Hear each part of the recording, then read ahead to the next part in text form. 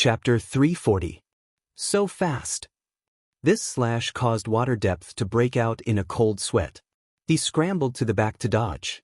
Fortunately, as one of the 5 roaches, his speed and equipment weren't bad, so he was able to dodge this slash. When he looked back, the girl's figure was already out of sight. Water depth was shocked. How did she get back into stealth after just being interrupted? Lime! He hurriedly shouted. There were enough people here to watch the battle. Water depth threw out the lime, dyeing the entire street white, but he still didn't see the girl who disappeared.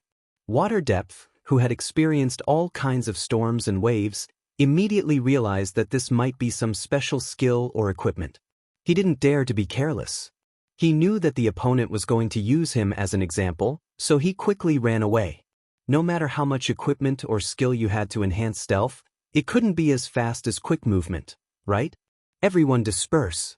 Water depth shouted as he quickly ran a few meters away. He then stopped and turned around, watching his brothers disperse. He didn't want to tangle with the people from Cloud City. Just today, for example, the players from Cloud City suffered heavy losses, but their losses weren't small either. Using Water Depth's original plan, using traps to trap the players from Cloud City, making it difficult for them to move and forcing them to give up on the mission, it could be said that the casualties on both sides were minimized. No one would have thought that there would be such a perverted guy in the other side. He showed up to negotiate, but he was captured alive from 30 meters away. He even used this as an inspiration to come up with such an inhumane method of using human flesh to clear minds. Fuck. Water depth couldn't help but rub his nose. The place where he had been pinched still seemed to be in pain. The players from Cloud City seemed to want to fight with the people from Forest Shade at this time, but the other side didn't give them the chance. They were all lurkers who had transformed from archers, so their speed could be imagined. At this time, they scattered in all directions, and no one could catch up. Water depth proudly held onto the wall with one hand and rubbed his nose with the other. The girl that he was interested in finally reappeared after these 10 seconds. She stood in front of Water Depth, her dagger only a centimeter away from him. Hee. Water Depth patted the wall he was holding onto, very calm. Safe zone, he said. The girl gritted her teeth. If you're not going offline, then you're running to the safe zone. You're all so useless. How should I address you, young lady? Shueishan asked. Slender Waist Dance, Slender Waist Dance said as she put away her dagger. You're clearly right next to me, but I can't kill you. There's nothing more painful than this in the game. The furthest distance in the game is between a safe zone and a safe zone. Oh. Hearing Slim Waist Dance's introduction, Depth let out a long sigh. It's an honor to meet you. Thin Waist Dancer belonged to the pinnacle of fame. Someone like Deepwater was one of the top 5 geniuses in the parallel world, but he had never been this famous in the past games. Humph. Slim Waist Dance snorted, then turned around and called another girl to leave with her. As a reincarnated amethyst, the gossipy girls would never want to miss out on such a great show. Unfortunately, they would only be interested if they were fast enough. In the end, only Slender Waist Dancer and an agile archer chased after them. The other girls, like Willow the Thief, were left in the dust. Don't be like this the next time we meet. We're all part of the legendary 5 geniuses. Shueishan shouted from the safe zone. Slender Waist Dance turned around and glanced at him, then calmly said, You're 2 levels below me. Shueishan was depressed. It was hard to level up in the parallel world, but it was easy to drop levels. Shueishan's level drop was even faster this time. In theory, it was 1 level, but in reality, it was 2 levels because he was about to reach level 42. The reason why the 5 geniuses were able to maintain their position at the top of the leaderboards was because none of them had ever dropped levels before. Who would have thought that not only would he drop levels today, he would drop them so easily? Level 40. This was the level of everyone after the tournament. There were plenty of people in his own guild who were higher than him at level 41. Sigh. Shueishan could only express his regret. Just as he was about to step out of the safe zone, he suddenly thought of something and immediately pulled back his foot. He shouted, Who is it? And threw a handful of white lime. Cuff cuff. Someone coughed loudly from within the white lime. This person was slightly further away from him than Slender Waist Dance, giving Shueishan space to swing his arm. As a result, this handful of white lime was thrown over. To be more accurate, this wasn't throwing but smashing. "Oh, it's you." Shueishan clapped his hands. The person whose face was covered in white lime was Sword Demon. Sword Demon was expressionless. He wiped his face with his sleeves and said, "You have an anti-stealth skill?" "Spy. It's a special skill for lurkers." Shueishan said. "But there's no need to do this." Sword Demon wiped his face and began to shake his clothes. "I can only know that someone is in stealth, but I can't know the specific location." "Ha."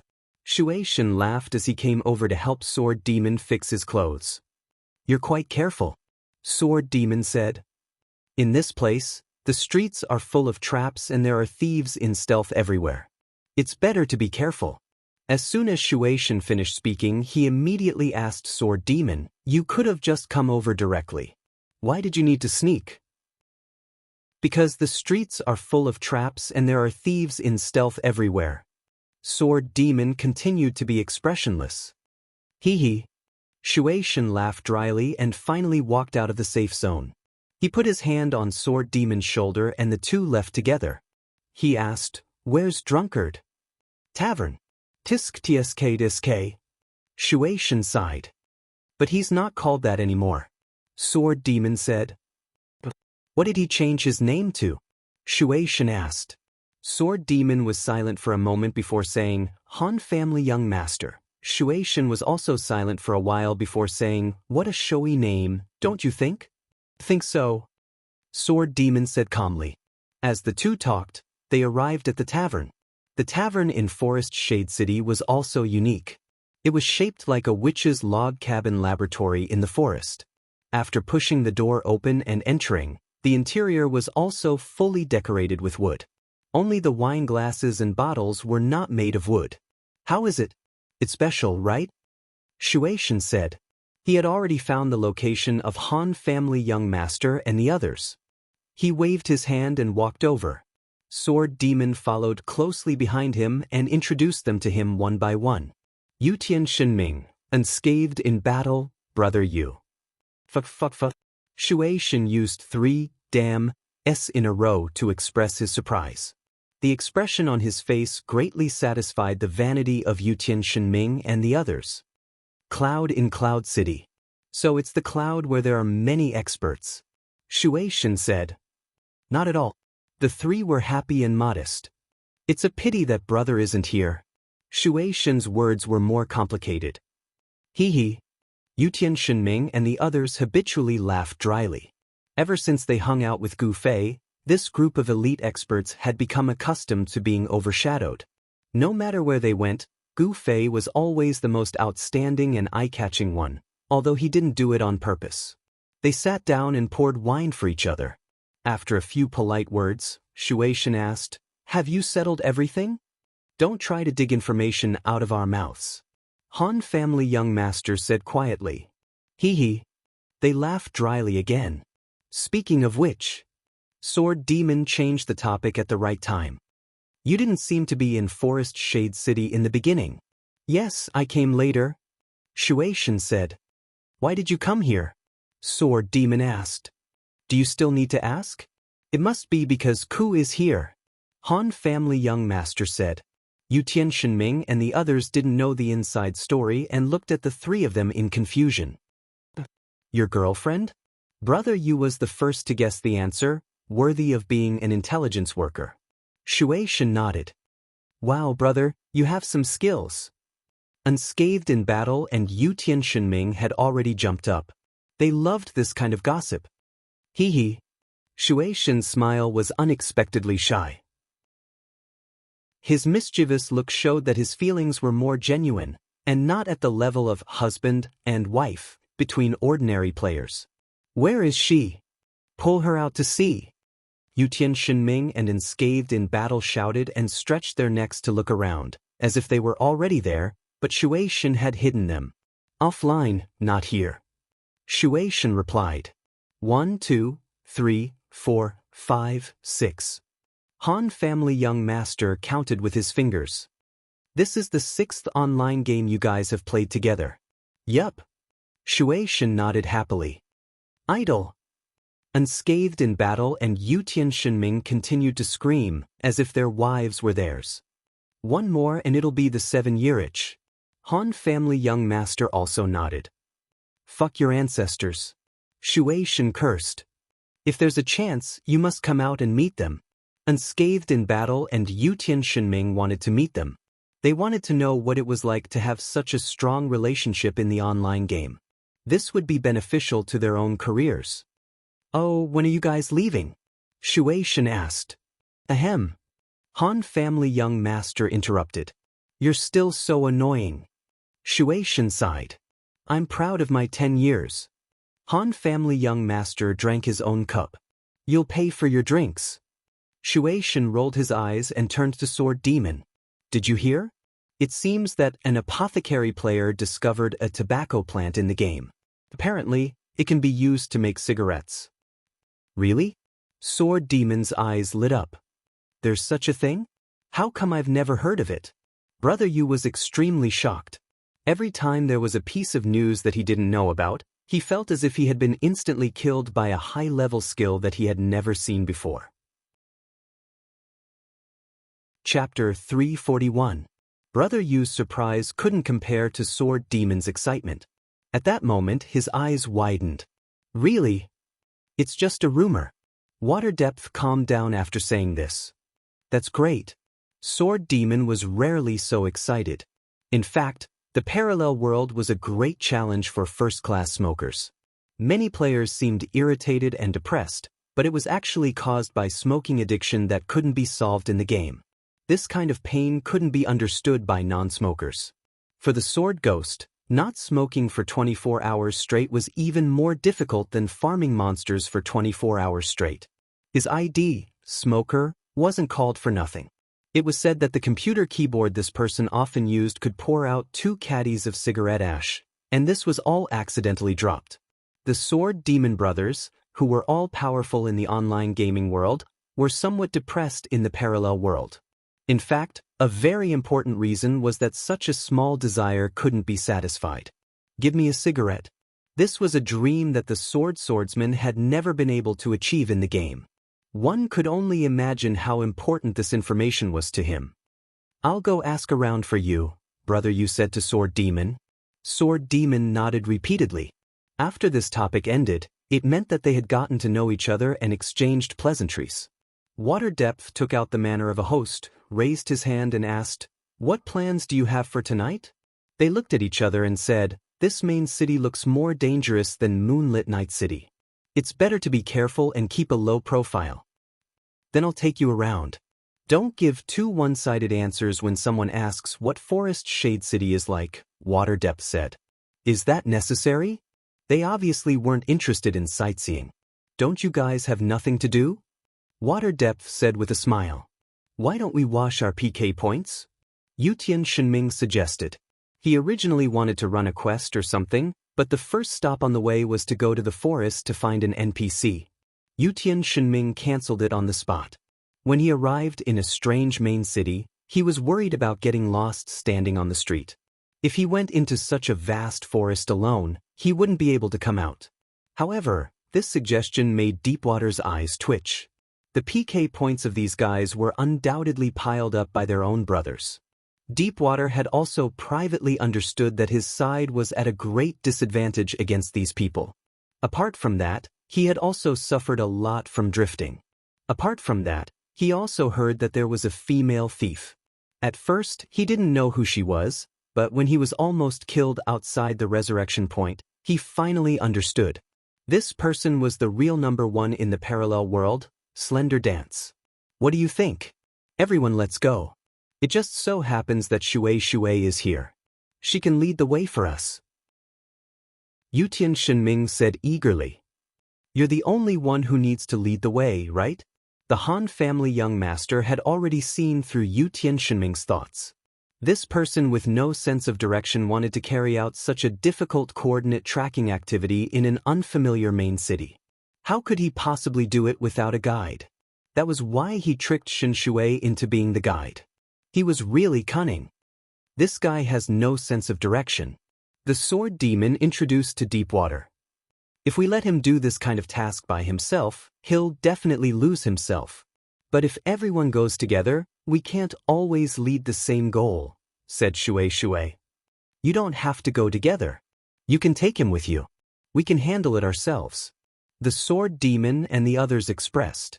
After the discussion was settled, everyone was ready to go. Only the Han family young master was still sitting there. What about you? Deepwater asked him. He knew a little about this person's bad habits. This guy shouldn't have any PK points. Unexpectedly, the Han family young master also stood up. I'm going to discuss how to deal with your broken guild tomorrow. Deepwater's eyes immediately lit up. But the Han family young master continued, don't try to get the thief to follow me. The Han family young master held 2 cloth bags and waved them in front of Shui Shui's eyes. Shui Shui had seen this kind of cloth bag a lot. When the Forest Shade City players went to Baishur City to get white lime, they would use these bags to bring it back. I bought 2 bags on the street just now. I suggest you guys buy some too. The Han family young master said. Shui Shui was quite speechless. There was indeed this kind of business in Forest Shade City. After all, it was such a long round trip. Not everyone was so diligent and willing to travel this way. So there were people who took advantage of the player's mentality and specialized in this business. Frankly speaking, it wasn't very profitable. It was all done by the poor and helpless newcomers. They talked as they left the tavern and went their separate ways. The Han family young master left alone, while Shui Shui led the others to the wanted quest office. The one who was the most excited on the way was Brother Yu. For him, this was the first time. Before level 40, the knight profession was similar to the priest. It was a support profession, but after the divergence between light and dark at level 40, it was the most significant change in the form of the profession. The Knight of Light continued to be a blessing profession, and even had a slight recovery function of the priest. In addition, the most anticipated profession was the party blessing profession, battle formation. The others would only have some simple combat skills. The Dark Knight, on the other hand, had embarked on the journey of slaughter. There were no more beautiful blessings, and their skills were full of death and cruelty. It was a combat-based profession.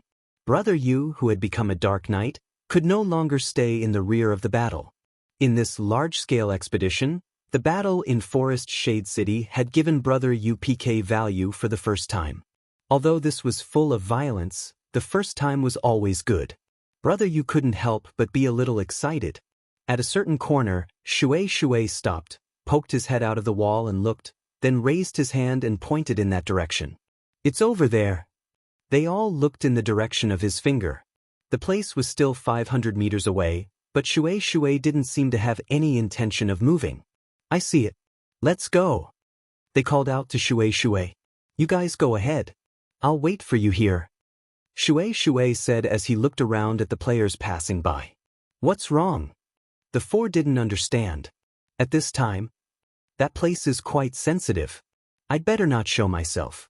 You guys be careful. Shui Shui said. What's going on? The 4 were confused. It's because of our quest. Shui Shui smiled bitterly. When the 4 of them heard this, they immediately understood. After such a large-scale battle, there were countless people with PK value on them. Now that the battle had stopped, everyone would want to wash away their PK value. No one knew when another battle would break out. If they washed away their PK value, it would be less of a burden to fight again. And at this time, Shui Shui, as the leader of one of the sides, brought the enemy to wash away their PK value. This made it hard for both sides to say anything. Although Shui Shui had already shown that he knew Sword Demon and Han family young master in the forest, he shouldn't have come into contact with them at this time. If the players in Forest Shade City saw this, they would feel that it was unfair for their boss to help the enemy. And if the players in Cloud City saw the attitude of Unsworn Sword and the others towards Child Elite Group, they would definitely be suspicious of them. Perhaps the few of them had a clear conscience and did not care what Sworn Sword thought of them, but as a boss, it was not appropriate for him to be so carefree. Thus, He chose to stop 500 meters away from them. It's only 500 meters. You won't get lost, right? Shui smiled at Yutian Shenming. Should probably be no problem. Yutian Shenming stared at the bounty office 500 meters away. He had already seen everything, but he still didn't feel safe. It's not like you're going alone. We're going to take the quest together. Sword Demon grabbed Yutian Shenming and waved his hand at Shui before the four of them left. I'll wait for you guys. Shui waved his hand and retreated from the corner to lean against the wall. No one knew what he was thinking, but he suddenly shrugged his shoulders. His body seemed to be lifted up and flew away from the wall. Then he swung his hand, and the white lime in his hand spilled out. A red figure seemed to appear behind him, but it was only for a moment.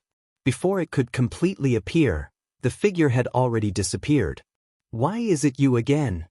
Shui blurted out. There were quite a few people on the street. When they saw Shui jumping, shouting, and throwing white lime, they immediately realized what had happened. There was a thief in stealth nearby. Everyone looked over in alarm. Some of them were already preparing to leave. There was also someone who quickly ran to Shui's side and asked, "What's going on?" Shui saw that it was also someone from his guild, so he pulled him back and prepared to explain. Unexpectedly, a red figure suddenly appeared in the white lime. With a whoosh, it had already rushed over. It was the player who was with Shui. The speed was far faster than anyone could imagine. The guy didn't even have time to react before this person was already beside him. He didn't even have time to fight back before he left with hatred. The one who appeared was naturally Slender Waist Dance. At this time, he put away his dagger and glanced at Shui. He said with disdain, "What the hell are you shouting for? I'm not looking for you." Shui's mouth opened wide. He really thought that Slender Waist Dance was looking for trouble again, so he was more diligent in hiding. He didn't pay much attention to his brother's safety. In the end, when he realized that Slender Waist Dance's target was actually him, it was already too late. Shui had to tangle with the other party no matter what since he killed his brother in front of him. Just as he was about to make a move, he saw Slender Waist Dance flash and disappear again. Shui was dumbfounded. As expected of the richest person in the world, he really used the teleportation scroll. Chapter 342. To be able to tell that this white light was from a teleportation, Water Depth could be considered an expert who had seen the world. If it had been someone else, they would have most likely screamed for death or disconnected. As for a rare item like the Windchaser emblem, only players in Moonlit Night City knew about it. It was almost like an internal circulation item. Slender Dance was nowhere to be found. Water Depth hurriedly sent a message to the brother to express his condolences, but he received a system notification that the user was not in service. However, the person was obviously online. There was only one possibility in this situation: prison. Shui immediately realized that Slender Waist Dance was also on a wanted mission. Water Depth originally thought that she was randomly killing the brothers in the city, but thinking about it this way, he felt that it was reasonable. If there really was a woman going around killing their people, the guild channel would definitely be in an uproar. However, it was so quiet and no one reported it. It was obvious that even if someone was killed, they were in prison and the news couldn't be released. There were quite a lot of people in jail today. Shui thought to himself. Those fellows who were captured by the guards who were chasing after Gu Fei were also thrown into jail. Who knew how many mahjong tables the people in the dungeon would be able to gather? Water Depth couldn't help but feel that it was funny, but his expression quickly changed. He instantly realized another problem. These guys in prison, not to mention those with more than 20 PK points, might not be able to come out in 2 days, and this was if they didn't go offline. In reality, this situation didn't exist. Taking into account the objective factor of the boring time wasted in prison, it would be good if the players could spend a week in a 24-hour prison. These guys had to be in prison for 48 hours.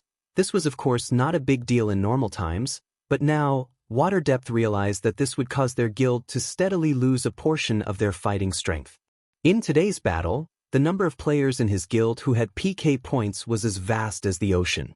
They were arranged according to the level difference sequence from low to high. Those with low PK points could be slightly ignored, but there were plenty of players with high PK points that needed to be locked up for several hours. According to Waterdepth's estimates, there were at least a few dozen players who had PK points above 5, and these players were most definitely mages. Their guild's team fighting style was already quite familiar. In the forest, it was traps, ambushes, and the mages would destroy them. In the city, it was suppressing with arrows, and the mages would destroy them. No matter how one looked at it, mages were the deciding factor. As for their lurkers, they were only good at shooting arrows in the dark.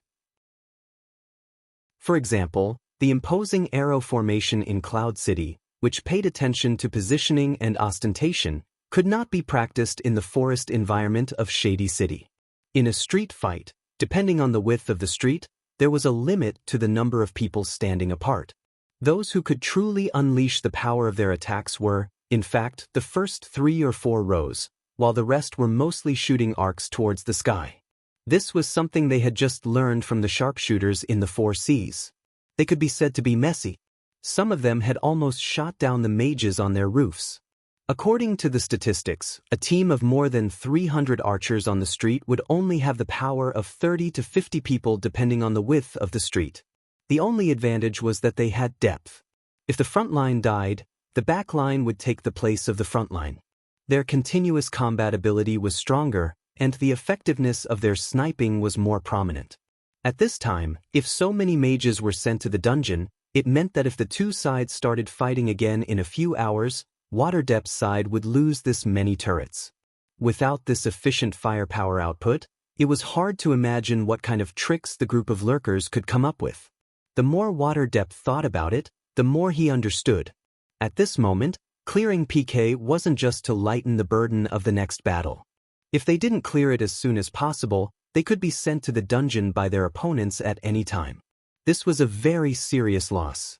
Thinking up to this point, Waterdepth had already released a message in the guild, asking everyone who was still online to move and help mages with PK points clear PK points as soon as possible. "Why are you suddenly in such a hurry?" someone in the guild asked. "It's very important, hurry up," Waterdepth said. "But There were many similar voices. Some were leveling up, some were doing quests, some were taking their girls to see the scenery, and some were even preparing to go to White Stone City overnight after running out of white lime. Waterdepth was on the verge of collapse. He shouted desperately, "Don't you understand? Those guys in Cloud City are all doing wanted quests. Right now, the ones with high PK points on the leaderboard are definitely our people. They're all going to be sent to the dungeon." The crowd immediately came to their senses, and during the discussion, it led to areas that Waterdepth hadn't considered yet. "These guys, they can lead us, but we can't lead them." "Why? Don't you know the rules of the wanted list? If they aren't registered in Forest Shade City, if you want to lead them, you can only do it on the wanted list." "How would the list know who is who?" someone said. "If they're here, will they not be registered?" This sentence echoed in Waterdepth's mind over and over again. If they're here, will they not be registered? According to common sense, they definitely had to be registered. Otherwise, there would be a lot of inconveniences. But at this time, such a simple question seemed to have a special meaning. If the other side was currently doing wanted quests but didn't register, it was very likely that it was intentional. In other words, the phenomenon that Waterdepth was worried about might not have happened coincidentally under historical conditions. It was very likely that it contained the other side's conspiracy. If that was the case, it was even more terrifying. Locking up all of their people in the dungeon, then taking the person and leaving. How sinister and treacherous. Waterdepth was actually aware of the movements of Unsworn Sword's party. He knew that they had temporarily detained the target in the dungeon, which was the direct reason for the temporary truce between the two sides. After all, if the target wasn't here, Waterdepth wouldn't be of any use even if he led his people to kill them all. If they really killed the target, they would just leave. The target was locked in the dungeon, and Waterdepth had no right to take him out.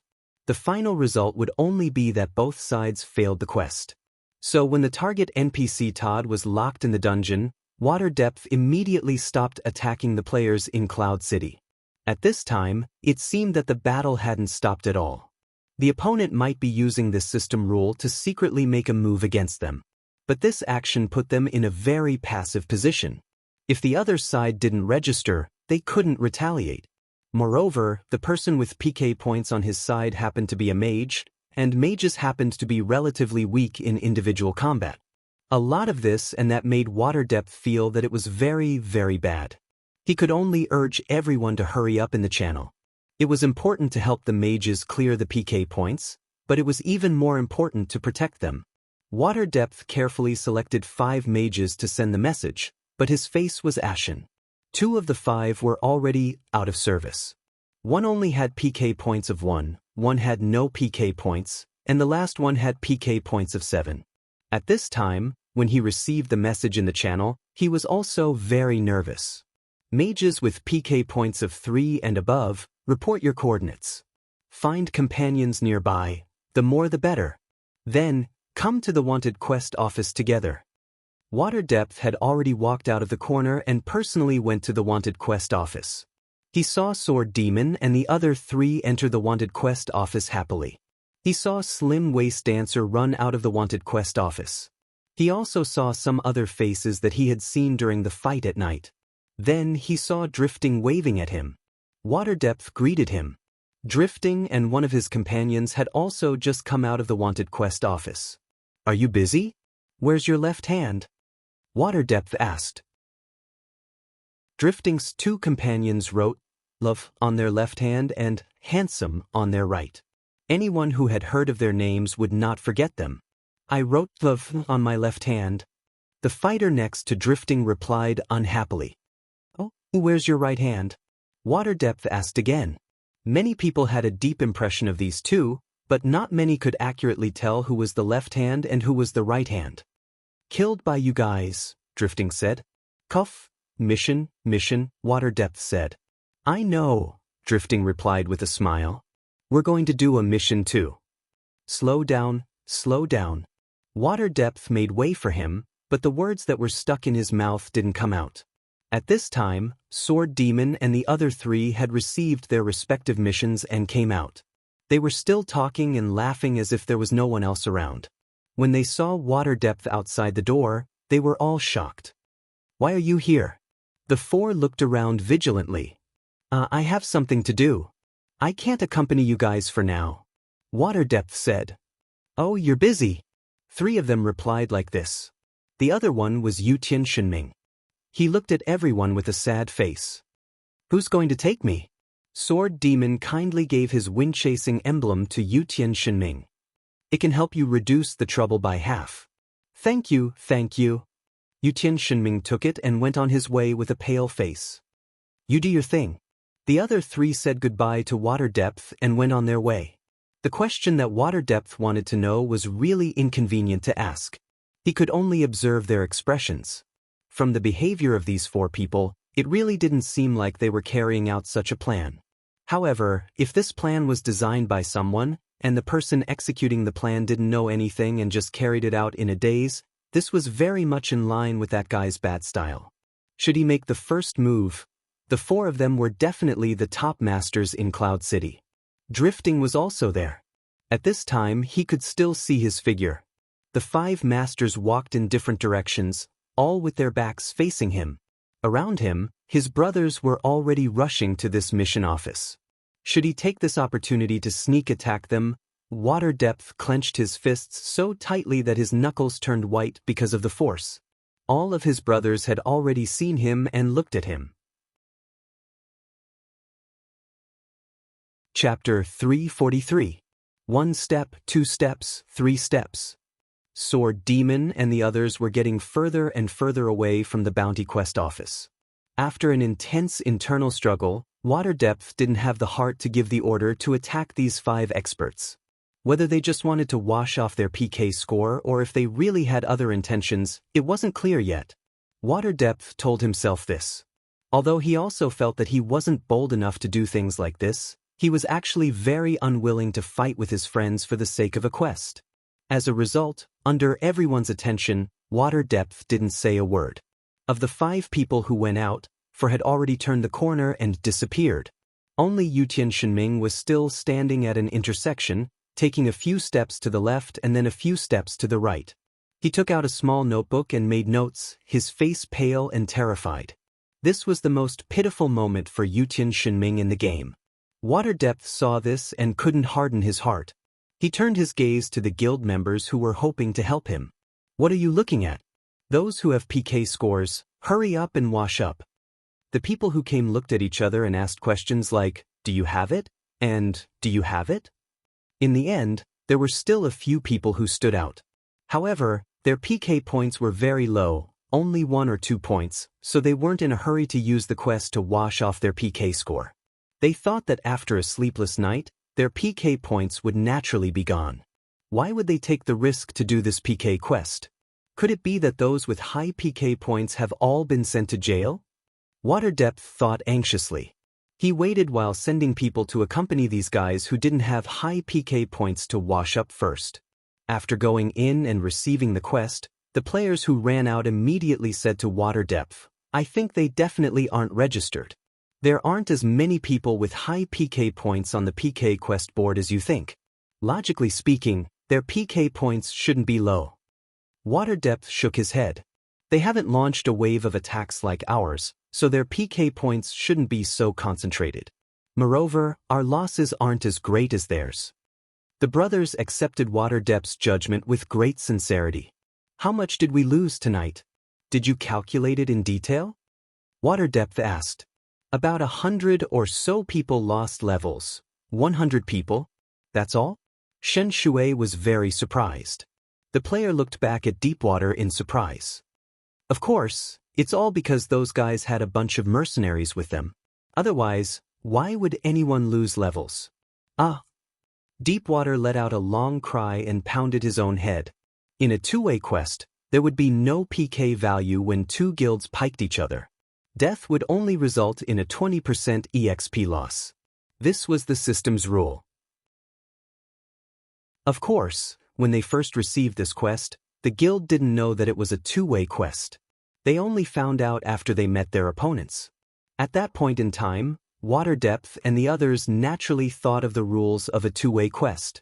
But for some reason, he himself had forgotten about it. One of the most important reasons was that Water Depth was the first to die, and he lost a level. Losing a level meant losing a lot of experience. When she thought of this, tears streamed down her cheeks. He hated that his brain must have short-circuited. He was actually grateful to Gu Fei for giving him such a clean one-shot at that time. Thinking back to the time when the Sword of No Oath was provoked by him, the Sword of No Oath would definitely humiliate and torment him as much as possible if he wanted to kill him. However, the mage took the initiative to give him a quick death, and he was quite touched. But now that he thought about it, fuck your ancestors. Deepwater beat his chest and stamped his feet in front of the wanted quest office. He would rather be tortured to death by the Sword of No Oath. That would only result in a 20% EXP loss. But now, he had lost 195% of his experience, which was almost 10 times of what he had gained. How could he be so unlucky? Deepwater was in so much pain that he couldn't extricate himself. He had forgotten about the rules, but did that guy just happen to forget about it? Thinking back to the situation at that time, Water Depth felt that he had found the answer. Coincidentally, at the corner of the street ahead, the Sword of No Oath and the few remaining mercenary leaders were walking over. When they saw Water Depth and a large group of people standing there, they were stunned. Shui Shen didn't even think before he rushed over, with his brothers following closely behind. The Sword of No Oath walked at the very front, and naturally turned pale with fright. The other party had the advantage in numbers. Although they had a leader without subordinates was not a true leader. Furthermore, he was a warrior. He didn't even have a chance to escape. Logically speaking, the other party wouldn't make a move in this situation. This was the conclusion they had reached in the short meeting just now. Was their analysis wrong? Or was the other party so stupid that they didn't realize this? Thinking of this, the Sword of No Oath hurriedly reminded the other party. You dare to touch us? You don't want us to get your target out of the dungeon, right? However, Water Depth didn't even look at him. He just waved his hand at him. I'm not looking for you. Go away. The Sword of No Oath was furious. But what could he say? The other party had over 100 people with them. He could only blame himself for not bringing a large group of brothers with him. It was a mistake. When Water Depth reached him, he immediately pulled the Han family young master to the side. Looking back, he saw that his brothers were still following him. He hurriedly said, "Why are you still following me? If there's a PK, go away." Everyone was stunned. One of them asked in a daze, "Aren't we going to deal with them?" He pointed at the Sword of No Oath and the other leaders. They were already surrounded. Deal with them, my ass. What's the content of the mission? What's the use of dealing with them now? Let's get down to business. After sending everyone away, Water Depth grabbed the Han family young master and scolded him. "You bastard!" The Han family young master rolled his eyes and said to the leaders of Cloud City who were staring at the two of them in shock, "You guys go first. I'll come over later. I have something to say to this lunatic." Although everyone was curious, they were too embarrassed to just stand there and watch, so they could only leave helplessly. "You're the one who hinted at this, aren't you, you bastard?" As soon as they left, Water Depth immediately prepared to settle the score with the Han family young master. Hinted at what? The Han family young master was innocent. Still pretending? The Han family young master continued to spread his hands with an innocent expression. So, Water Depth narrated his history of blood and tears with a tone of deep hatred. In the end, he concluded, "It's impossible that such a despicable act wasn't ordered by you." He, so that's what you're talking about. The smile on the Han family young master's face was extremely gentle. "What are you smiling at?" Water Depth said angrily. "To be honest, this has nothing to do with me. Plus, he did it out of kindness. I'm pretty sure that he doesn't know about this rule. Even if he knew, he definitely didn't realize it. That guy is a gamer," the Han family young master said. "Gamer? Don't joke around. How could Water Depth believe that? A gamer had captured him alive.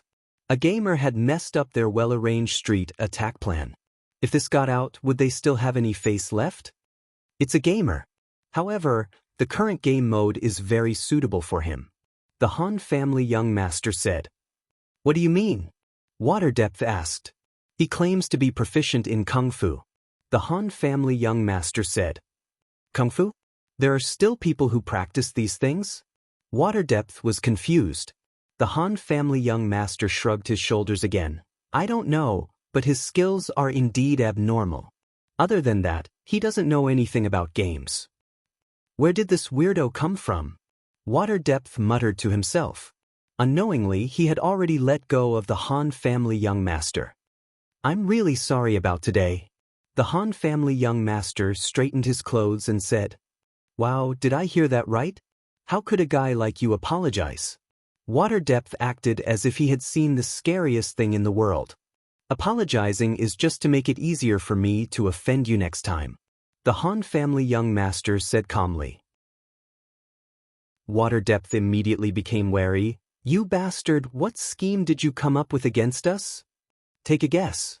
The Han family young master smiled warmly. "I've decided to kill you to keep your mouth shut," Water Depth suddenly said. "That's not your style." The Han family young master patted him. "I'm leaving. Just wait for your death." Water Depth once again used too much strength to pinch his fingers until they turned white. Facing this evil guy, he really shouldn't have shown any mercy. Right now, from this angle, he would first use a double arrow, then a snipe, a powerful critical strike, then a homing arrow and kill this bastard. Water Depth's heart was filled with gratitude and revenge. He suddenly sped up and rushed over. The Han family young master heard the hurried footsteps behind him. He turned around and saw Water Depth aggressively rushing over. He was very surprised. There's a thief." Water Depth's words were concise and comprehensive. As he rushed towards the Han family young master, he had already thrown a handful of white lime towards the right side of the Han family young master. This handful of lime was very effective. Not only were the two thieves blinded, they were also coughing loudly. "Hurry and dodge." As Water Depth yelled, the Han family young master had already moved to the side, paying attention to the two thieves that had appeared. "Aren't they your people?" The Han family young master couldn't think of anyone else who would try to make a move on him in this unfamiliar place apart from Water Depth's group. "Nonsense," Water Depth said. The two thieves didn't seem to be unfamiliar with this white line. After quickly dispersing it, they gripped their daggers and were about to give chase. "Enter the forest," Water Depth yelled at the Han family young master as he nocked an arrow. But what was different from an ordinary archer was that he didn't shoot at the front of the opponent, but rather at the soles of the opponent's feet. After the arrow flew over, there was a light pala sound. A trap suddenly popped up from the ground and caught the player's ankle. "Trap arrows. You've never seen them before, right?" Water Depth smiled and explained as he faced the opponent's astonished gaze. He then turned around and shot another arrow at the other person. This person's reaction was quite quick. As soon as he saw the arrow aimed at him, he immediately stopped. In the end, he saw a very ordinary arrow stuck in front of his foot. The person jumped to the side in fright, afraid that the arrow would suddenly turn into a trap and catch him. At this time, Water Depth had already fled a few meters away. When he turned around and saw the player's frightened expression, he laughed. Chapter 344. When Water Depth turned around, he saw that Han family young master had already entered the forest. It was clear that he had already started moving before he had even called out to him. That bastard, his judgment of the situation is always so fast. Water Depth muttered as he chased after him. The two thieves in the back only panicked for a moment when they were intercepted by the trap. This was because one of them wasn't hit at all and was just bluffing, while the other one had already been hit by the trap. It was clear that Water Depth's trap didn't have too long of a duration. After taking a few steps into the forest, Water Depth saw Han family young master hiding behind a tree. He hurriedly hid behind a tree and whispered, "They're here." "It's just two. Can't you deal with them?" Han family young master said. He was a cleric, so it was hard for him to directly fight against others. However, Water Depth was one of the 5 roaches. Even if he lost a level to Gu Fei today, if he couldn't even deal with 2 thieves, then that would be too despicable. "It's not just 2, Water Depth said. "Who are they?" Han family young master asked. "Fuck, how would I know? No matter how I look at it, they're probably looking for you," Water Depth said. "Isn't this your territory? I don't know them. I've never seen them before," Water Depth said. "Are they coming?" "Of course." Water Depth suddenly turned around and came out from the other side of the tree. Pung pung, he shot out 2 arrows, using the skill, double arrow burst. "Fuck!" A low roar came from the forest. It was clearly the cursing of the person who had been hit. Water Depth flashed behind the tree and quickly came out from the other side to shoot another arrow. This time, there was no cursing. Water Depth leaned against the tree and listened carefully. There wasn't even the sound of footsteps. At this moment, the distance between the two sides was quite close. The forest was filled with leaves, so it wasn't easy to walk without making a sound. It was clear that the opponent had stopped. Han family young master gestured towards Water Depth, asking him how many there were. Water Depth gestured with 4 fingers. The moment he peeked out, there were 5 players chasing him into the forest. However, his 2 consecutive attacks had been focused on one person, and he had already finished off one of them. There was only one thing he could be sure of at the moment. The other party had already grasped his position and was probably carefully preparing to ambush him. The lurker skill he had, Peep, was specifically targeted at stealth. Only when his opponent was in stealth would he be able to detect them. However, his opponent wasn't in stealth and was only cautiously approaching him. His skill was completely useless.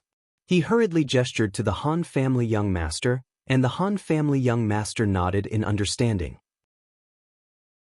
Counting to 3 in his mind, the young master of the Han family suddenly appeared from behind the tree, using the weak holy light orb of the priest to make a random attack.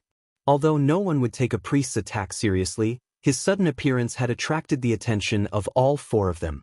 Deepwater tightly grasped this momentary opportunity, dashed forward a few steps, and flashed behind another tree.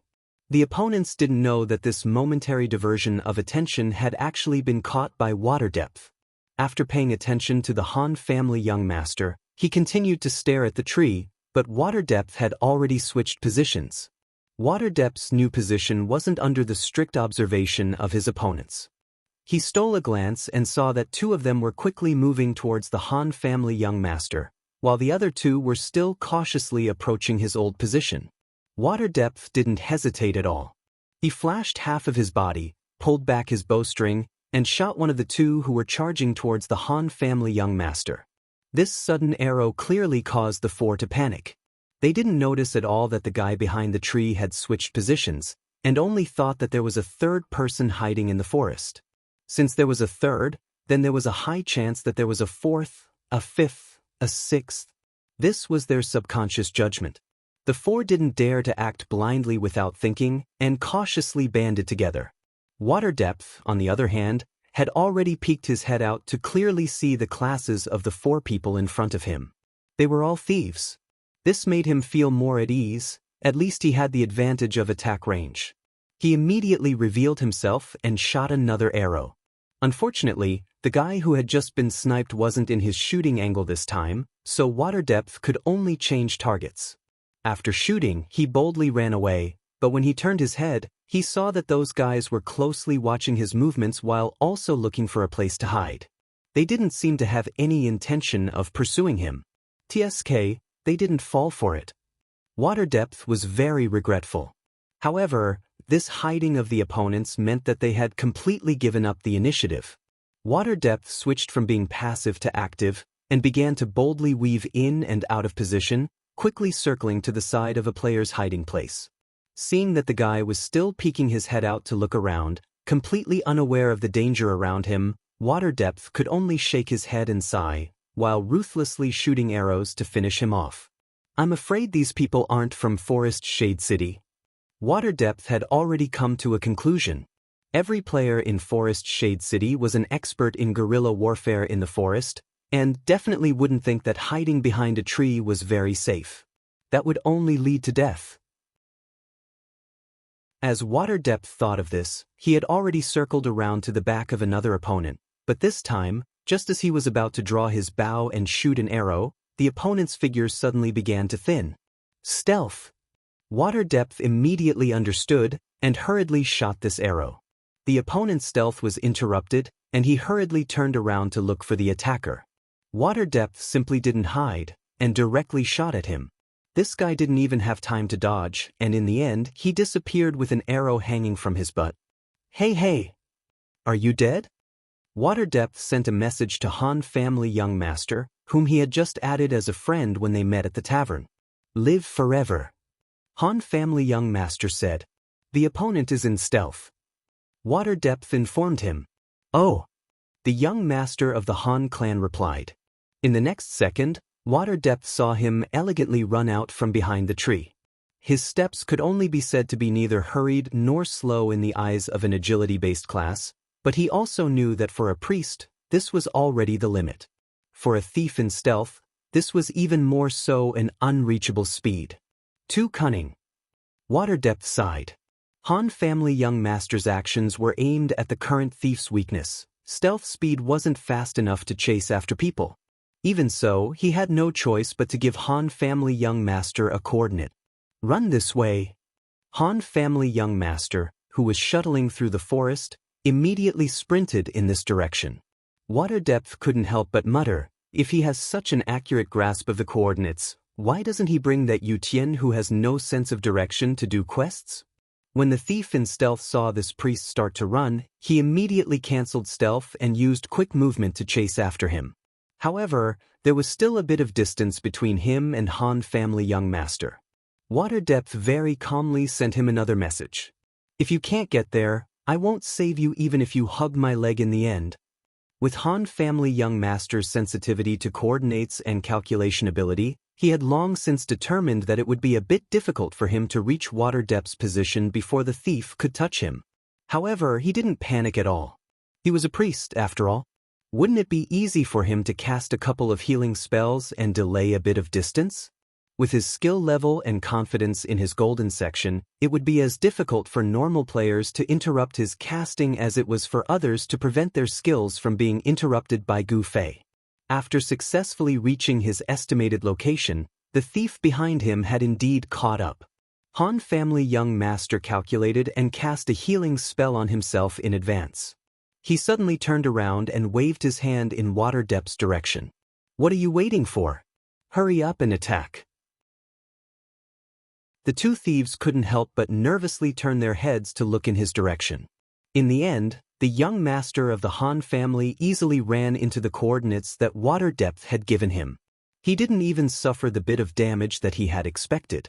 Of course, Water Depth had to attack, but he didn't seem to be in a hurry. He still hoped that Han family young master would suffer a bit. This seemed to be the wish of everyone who knew Han family young master. In the end, this wish was finally fulfilled. The two thieves finally attacked the Han family young master who was closer to them. Han family young master didn't dodge. He cast healing spells precisely to buy time while looking at Water Depth. He didn't say anything, nor did he roar. Water Depth didn't make a sound either. He just picked up his bow as slowly as possible, took out an arrow, knocked it, pulled the string, and released. How nice would it be if the arrow flew a bit slower? Water Depth thought. The two thieves gritted their teeth and persevered. They thought that it would be a piece of cake for the two of them to deal with the cleric. Then they would face the archer and either kill or hide. In the end, Han family young master's healing spells were cast at just the right time. It wasn't too late, nor was it too wasteful. It was the most efficient way to maintain his own health. Just like that, the two thieves finally discovered that their health was already red, but the cleric was still standing. This was Water Depth purposely going easy on them. If he had focused all his firepower on one person, how could the two of them reach red blood at the same time? The two thieves knew that they couldn't hold on any longer. They suddenly turned around and ran, wanting to hide and recover first. Thus, Water Depth instantly sped up his attacks. He shot a homing arrow at one of them, while the other was killed with a sniper shot. The 5 thieves who had chased him into the forest were all killed by him. What a shame! Why didn't you die? Water Depth walked over as he put away his bow and arrows. His skills are too good. I can't die even if I wanted to. I'm sorry too. Han family young master also put away his staff. Who are these people? Water Depth asked him. I don't know. I don't know them. Han family young master replied. Why did they kill you? Water Depth asked. I don't know. They don't look like people from Forest Shade City. Water Depth said. Really? Are you sure? Han family young master said. If they were from Forest Shade City, you would be dead by now. Water Depth said. Han family young master didn't think much of it. He muttered, if it's not Forest Shade City, it's close and I passed by. It can only be Whitestone City. People from Whitestone City. Han family young master thought. Chapter 345. Do you know who it is? Water Depth asked the Han family young master. The Han family young master nodded. It should be them. Them? How many? Water Depth asked. I'm not sure, but more than the 2 of us.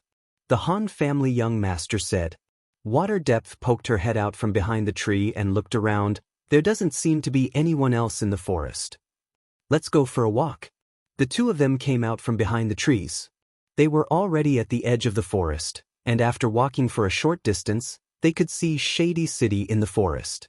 There were quite a few players gathered here, and they were pointing at the forest. The 2 of them immediately hid behind the trees. Water Depth asked, It's them. The Han family young master quietly poked his head out and nodded, It's them. The Han family young master clearly saw the group of people outside the forest. The leader was Whitestone City's remaining mage, Lan Yi. After losing to Cloud Morning in Whitestone City yesterday, Lan Yi didn't get the plan that the Han family young master had provided. In fact, he didn't care about the plan itself. He didn't care about the Han family young master's help at all. At that time, he was just going against Cloud Morning out of habit. So the outcome of that battle had nothing to do with whether or not Lan Yi would continue to deal with Silver Moon. He definitely wouldn't give up. Their resentment towards Silvermoon was even greater than that of Yun Zhongmu and the others, and the atmosphere was even more intense. After inquiring about the next stop of the Cloud players, they arrived at Forest Shade City first, ready to look for another good opportunity here. They had already made up their minds. Now that they had found Silvermoon's whereabouts, even if Silvermoon ran to the ends of the earth, they would catch up and kill him. Unfortunately, Silvermoon had already been killed halfway to Shady City and returned to Whitestone City. Unaware of this, they had been waiting in Shady City the entire time. Naturally, they didn't know that Unhindered and Deep Waters had formed a two-way quest. When they saw the players in the clouds, Cloud Twilight had just led a large group of players away from the street battle and was escorting Todd to the dungeon for temporary detention. Even though they didn't know what had happened, Lan Yi's group was both happy and worried when they saw the 1,000-plus players suddenly drop. They were happy because the fewer players there were, the easier it would be to deal with them. They were worried because Silvermoon was one of the missing players. In the end, before they could start investigating, news came from Baishur City. They had brothers who stayed in Whitestone City, and when they logged off at the Knight's camp, they saw Silvermoon and Cloud Twilight's group confronting each other. This trip was obviously a wasted one. The party was dispirited. Some of them had already logged off, while others were preparing to return to Whitestone City overnight. There were also a few who were bored and went to a tavern to sit down. Unfortunately, they bumped into the Child Elite group and Water Depth. For the Child Elite group, most of the people from the past life were unfamiliar faces, but among them, there was someone who could recognize the Han family young master at a glance. When Lan Yi, who was preparing to return to Whitestone City, heard this news, he was also excited. This trip wasn't a wasted one. If he could kill this guy, it would be very satisfying. The Han family young master was one of the main culprits that led to their downfall in the past life, so their hatred for him was very deep. The players of Moonlit Night City, who were adept at killing, would never procrastinate when doing things like this. The Priest Academy had already set up an ambush, and the people at the tavern continued to keep an eye on the movements of the people at that table. After they left, the Han family young master actually parted ways with the others, which made them so surprised that they almost cried out. At this time, they didn't have many people, so they needed the Han family young master to be alone. Once they had a small team, they would be able to buy some time for the Cloud Dwellers to come and save them. The people who followed them in the dark happily watched as the Han family young master and his friends walked further and further away. Just as they were about to make their move, the streets suddenly turned, and the Han family young master had already met up with some people. Just now, it was the elite masters of the Child Elite group, and this time, it was the leaders of the Cloud City. Just by using appraisal, it was clear that this group of people was not ordinary, so Lan Yi and the others' plan could only be put on hold. Thus, they could only watch as this group of people walked and chatted, until they approached the place where the wanted mission was issued, and an opportunity appeared again. The Han family young master parted ways with the others again. There was originally a friend beside him, but soon he also had to say goodbye. The people from the past life didn't want to miss this opportunity again. Previously, they hoped that the people from the Child Elite group would go further, but in the end, another group of people met up with the Han family young master.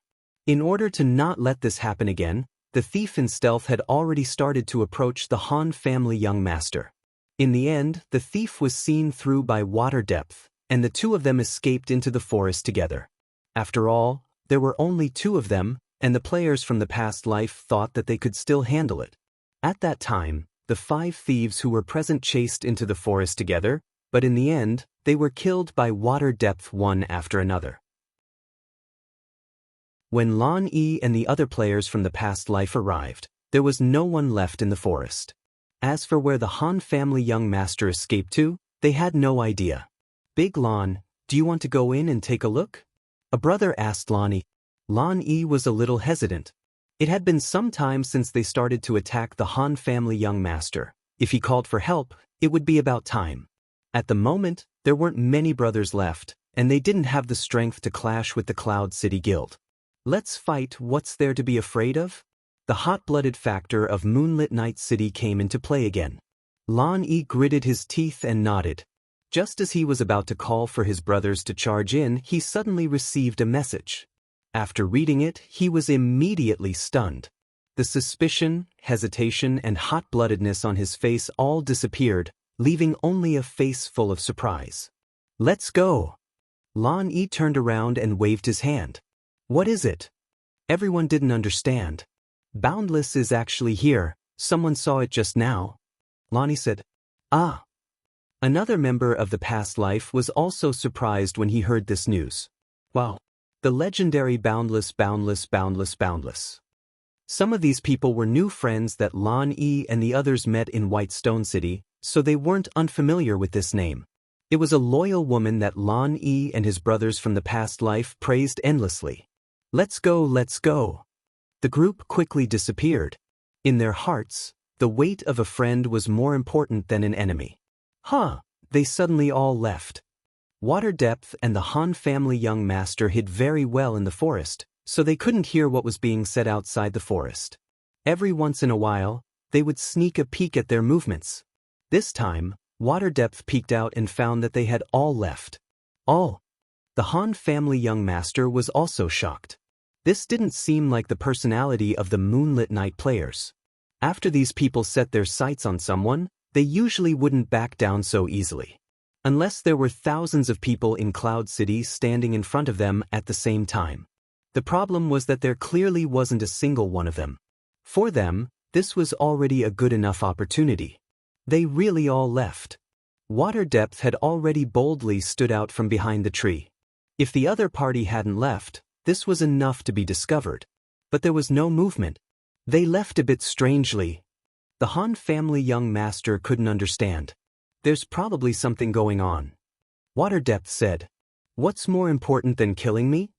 The Han family young master asked back. Water Depth gritted his teeth. Can't this person's narcissism have a limit?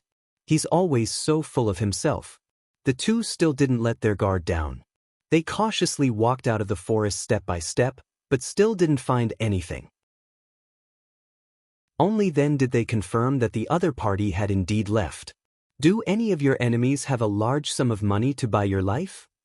Water Depth was asking the Han family young master when he suddenly heard another voice. Just as he was about to call for them to hide, a few people had already come out from the street. When Water Depth saw clearly, he completely relaxed. It was Child Elite Group. The guy who just passed by seems to be from former Dust Guild. "Did you guys see him?" Yutian Shenming said. "I saw him. I think I saw him in Moonlit Night City too." "Brother," you nodded. "Hey, you guys are late. It's fine now." Water Depth greeted them. He thought that these people were probably called over by the Han family young master to rescue him. "Where's the sword demon? Why isn't he here?" Water Depth asked as he greeted the three. When the three saw Water Depth, their expressions became a bit strange. In the end, they all looked towards the Han family young master. "I didn't call him." The Han family young master said. "Why?" Water Depth asked. "Actually, the three of them didn't come to rescue me. They came to find you." The Han family young master continued. "Find me? What is it?" Water Depth asked. "You have 5 PK points, don't you?" The Han family young master smiled warmly. "What you?" Water Depth suddenly understood. Despicable. Water Depth cursed as he tried to fly into the forest. He knew that the people in front of him weren't ordinary experts. If he didn't go into the forest and use his advantage to the fullest, it would be hard to deal with them. "I'm sorry, Brother Water Depth." Unscathed in battle took a deep breath and charged over. "Brother," you circled around from the side. Yutian Shenming was the fastest, but he didn't see Water Depth in his eyes. He charged forward, wanting to be the first to reach the forest and intercept them. Even the Han family young master didn't stay idle. He reached out and threw 2 wine bottles towards Water Depth. In the end, Water Depth suddenly changed his footsteps and turned around to face Unscathed in battle. This unexpected move caught Unscathed in battle completely off guard. His sword was already at Water Depth's waist. When he saw that Water Depth had already been sent flying, he immediately shouted, "Not good." Water Depth, who was sent flying by charge, slid extremely quickly. At this moment, he only had one thought in his mind: don't get dizzy. Dizzy didn't happen. Water Depth was extremely excited. He crawled up and wanted to run into the depths of the forest. A red figure had already floated in front of him from behind a tree. Water Depth was no longer unfamiliar with this figure. You're really done for this time. Slender Waist Dance laughed. She waved her dagger and Water Depth, who couldn't even straighten his back, died. I'll come and see you. Before Water Depth completely disappeared, the Han family young master quickly sent him a message. He didn't receive any rejection from the system. He'll see you. Yep. The Han family young master nodded. Chapter 346. The edge of the forest was silent. Slender Waist Dance walked out of the forest and waved her hand at Han family young master, indicating that it was over. Han family young master nodded his head and looked at the other three. They were also looking at him. What are you looking at me for? Go do what you need to do. Han family young master waved his hand. The few of them dispersed. The Han clan's young master touched his pockets and found that there were still quite a few bottles of wine. After which, he walked towards the direction of the dungeon while sending a message to the Sword of Oathless. Call everyone, we will continue to the next stop immediately. What is it? Unsworn Sword asked. The other side's boss is going to jail for 10 hours.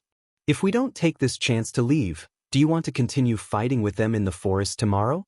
Han family young master said. Unsworn Sword's eyes immediately lit up. To catch bandits, first catch the ringleader.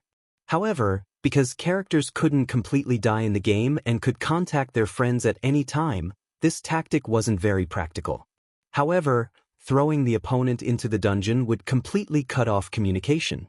This classic tactic immediately became effective. 10 hours. No rush.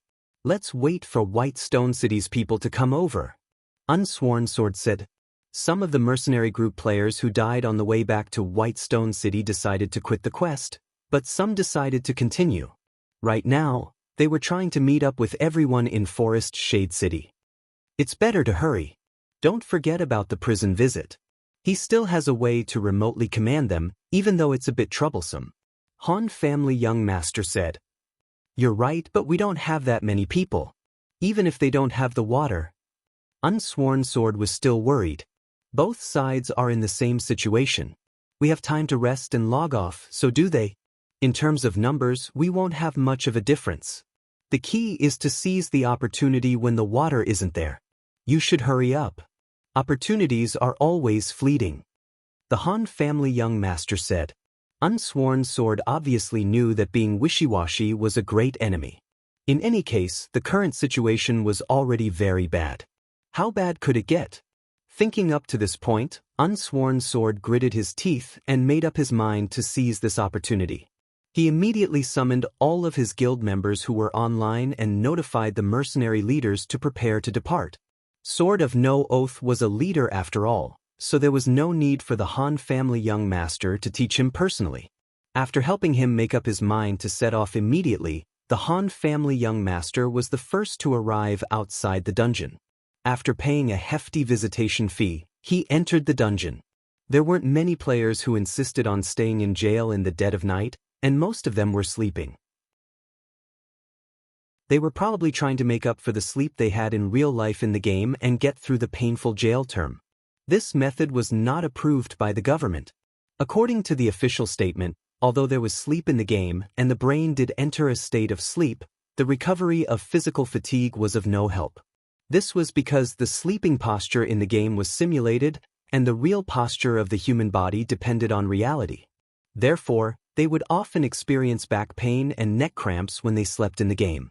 This feeling was not simulated, but a signal from their real bodies. This feeling of the real body wouldn't be weakened by the simulation at all. The game company didn't want a fire to break out in a player's house, only for the player to be weakened by the pain and think that they had been ambushed by a mage. Regarding sleep, some people asked, can't you just take the equipment and lie on the bed to play? The official answer, this is illegal use of the game equipment. We won't be responsible for any damage.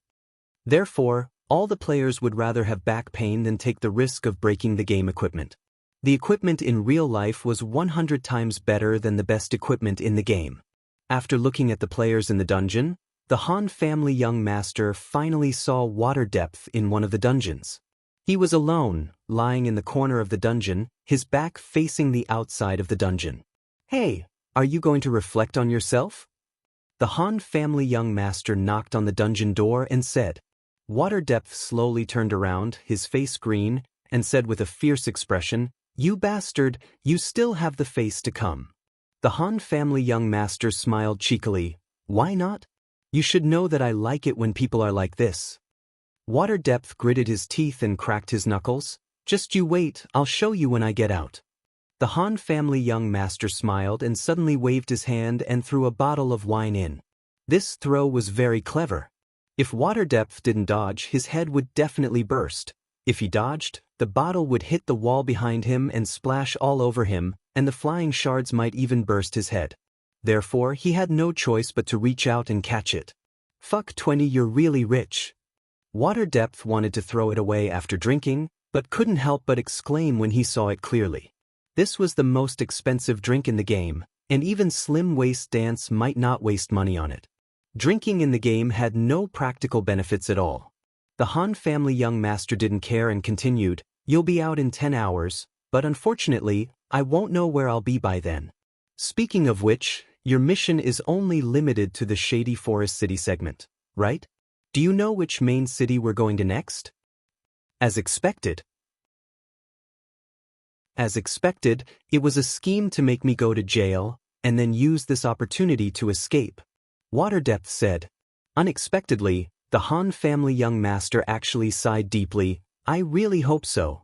If that's the case, then it's really a wonderful scheme. It's just a pity that this time it was just a flash of inspiration. I didn't arrange for those guys to chase and kill me. But in the process, you were very honored to receive PK points, so in a flash I had such a great idea. Come, for this idea, let's drink." Water depth's face was still dark and he didn't speak. He could only vent his anger on the wine, raising it and taking a fierce gulp. His demeanor and behavior clearly conveyed a message to the Han family young master. He was only drinking, not having a toast with him.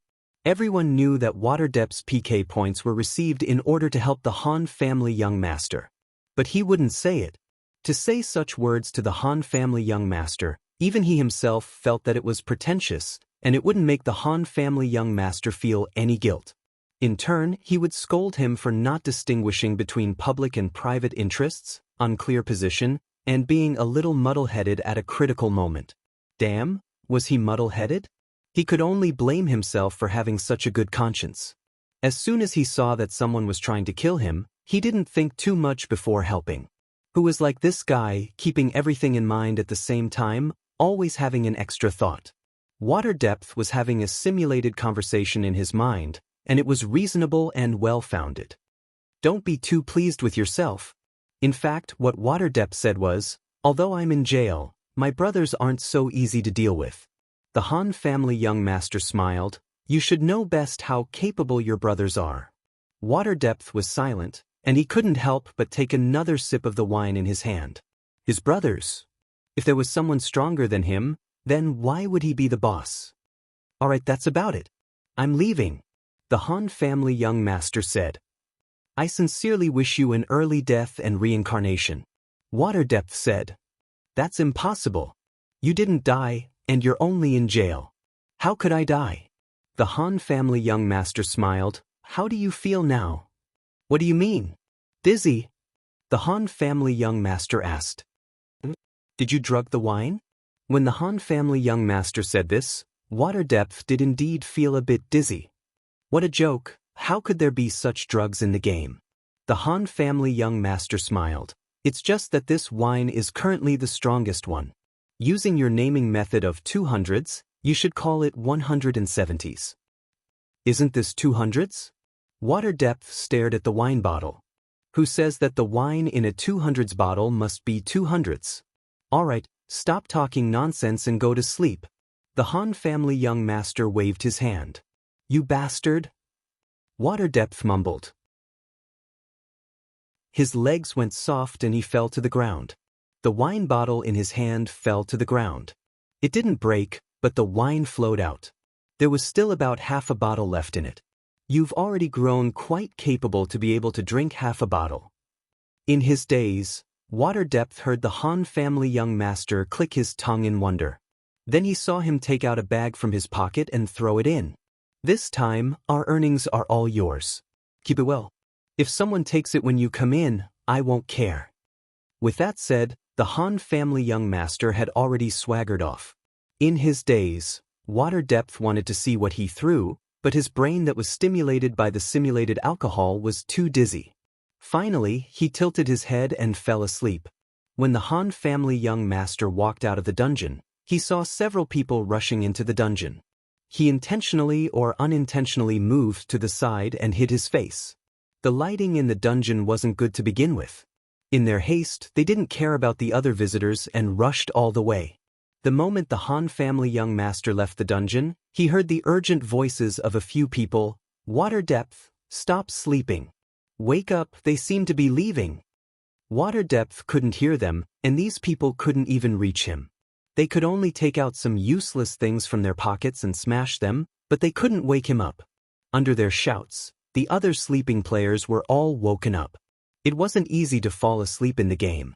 These people all wanted to rely on closing their eyes and opening their eyes to get through the long prison. In the end, they were woken up by these people, so they were naturally in a bad mood. The dungeon was filled with curses.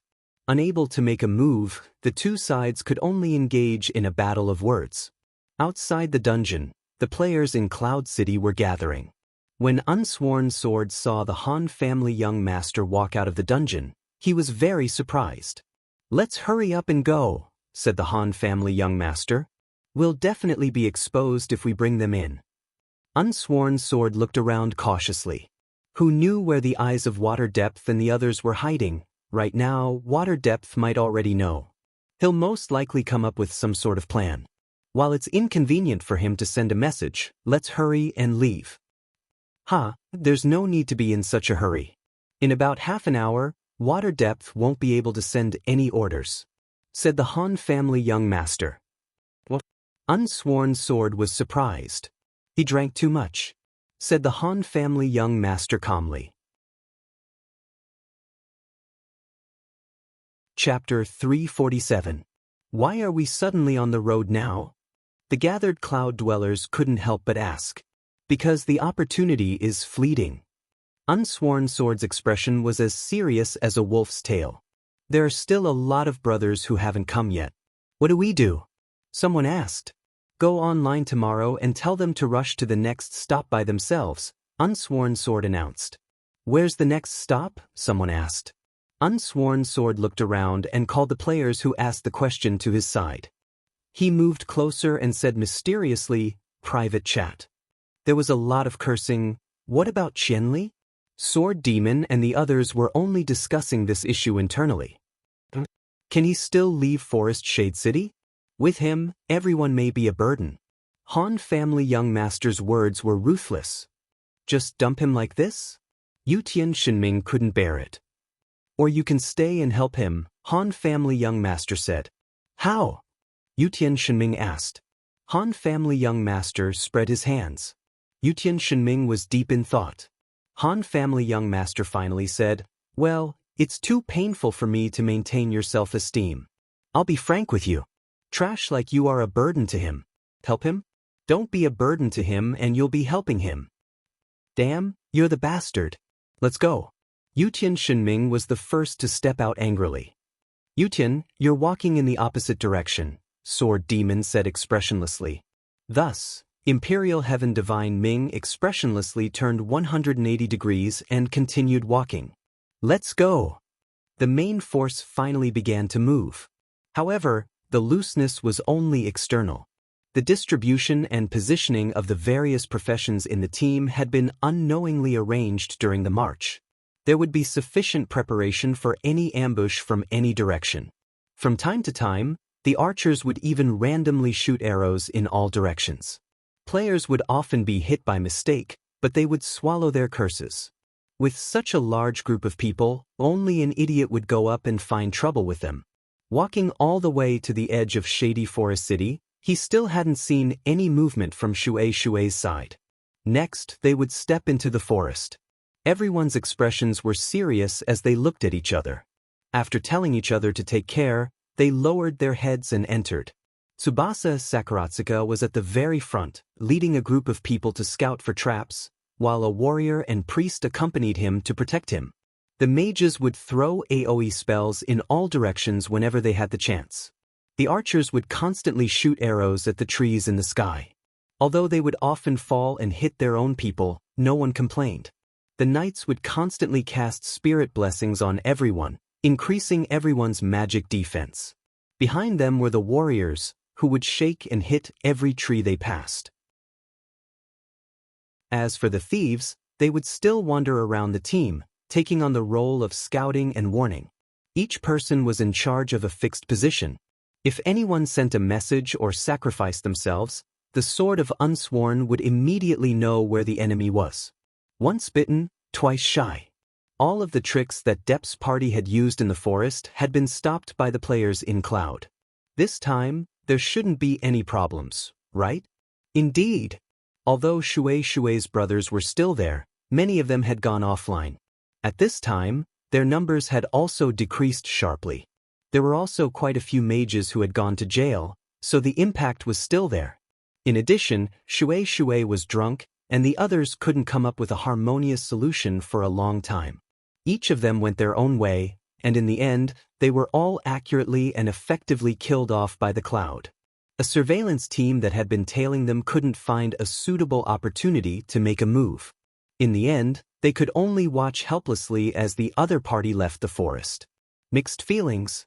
The moment the last of the players in Cloud City stepped out of the forest, everyone's feelings could only be described as mixed feelings. They had finally gotten rid of this nightmarish forest that had devoured many of their people. Well done. The Sword of Unsworn arrived in front of the Han family young master and heavily patted him on the shoulder. Hee, the money this time wasn't wasted, right? The Han family young master said indifferently. You're being too polite by saying that. What money? The Sword of Unsworn strode away. Speaking of which, he really didn't have any complaints about the fees paid to the child elite group this time. Shady Forest City, the most intense conflict, the heaviest losses, and here, they had only gone through half of it, but in the end, the other half had ended so easily and without any mishaps. How could he not be happy? He was willing to spend this money. Before, he might have had opinions about the child elite group, some were suspicious and some were unconvinced, but reality proved that this group was indeed a great helper that could solve problems. Inviting this group for this mission was really a wise decision. The Sword of Unsworn even expressed his concern for Gu Fei, who had not left with them because he had gone offline. Money? Did you also receive money this time? Yutian Shenming, unscathed in battle, and the others waited until the Sword of Unsworn left before staring at the Han family young master with wide eyes. I've already spent it. The Han family young master said. How did you spend it? The two's eyes widened even more. The water's too deep. The Han family young master said. The two's eyes narrowed slightly, but they were still slightly wider than normal. You gave it all? You should have left some for us. We've been busy for a while too. Busy with what? The Han family young master said impatiently. In the end, the water's depth was settled by slender waist dance. Did you see her ask me for money? Can't you two young masters learn from a young lady's awareness? Damn, is she a normal girl? She's the richest person in the game. The two pointed their middle fingers at the Han family young master. To let the two learn from the richest person in the game's awareness of money, the Han family young master was really too despicable. Alright. On this side, Unsworn Sword was happy enough and began to remind the players that there was a limit to the celebration. It's getting late, we should be 3 hours away from the next main city. Let's hurry up and get on the road. Oh. At this time, the players' morale was definitely high. Those guys in Shady Forest City might not give up so easily. Brother Sword Ghoul, Take some thieves with you and sneak behind the team. Keep an eye out for them. If there are no problems after walking for a while, you guys can catch up. What do you think? Unsworn Sword felt that the child elite group was unprecedentedly reliable and entrusted this responsibility to the sword demon in the group. Very good. The sword demon nodded. Thus, Unsworn Sword selected some thieves from various groups and guilds and let the sword demon lead the team. Currently, they were lacking in manpower and many mercenary groups had quit. Unsworn Sword could only let the people in the guild take on the risk. Thus, with the others in front and the sword demon bringing some thieves to cover the back, the players in the cloud continued on to the next stop. Those players who were not there at this time received messages from their own side, informing everyone that they had left Shady Forest City overnight for the next stop, and asking them to hurry up and get on the road after seeing this news. Most of the players saw this news quite early, but like Gu Fei, they didn't get the news until after dinner the next day. Naturally, the message to him was very different. Gu Fei was not as simple as just being on the road. If he did not solve the problem of his 30+ PK points, he would be a disaster wherever he went. The wanted mission was released throughout the game. No matter which main city Gu Fei went to, he would be chased and killed. Gu Fei's PK points at this time was 54 points. At this time, there were already countless voices of worship for this god of killing in the game, inquiring about the ins and outs of this god. If others were like this, how could Gu Fei not take it seriously? Before going online today, he did a lot of homework for the first time. He lingered in the forum area of Shady Forest City and wantonly learned about the relevant information here. No one wanted to drop 5 levels, and no one wanted to go to jail until the end of time. Gu Fei had only one way out, and that was to do what he had done countless times, the wanted mission. He was determined to wash away his PK points. This was usually easy for him, but at this time it was full of difficulty. First, of course, those powerful guards would start to arrest him as soon as he appeared. Don't question how they found you. Players could have the wind-chasing emblem that refreshed coordinates once a minute. What could the shameless system have a coordinate tracker that refreshed coordinates once a second? Second, Gu Fei was not familiar with Shady Forest City, very unfamiliar. In Cloud City, he had perfected it to the point where he could know the terrain and the number of people nearby with a glance at the coordinates. This was the accumulation of countless chases and killings in the streets and alleys.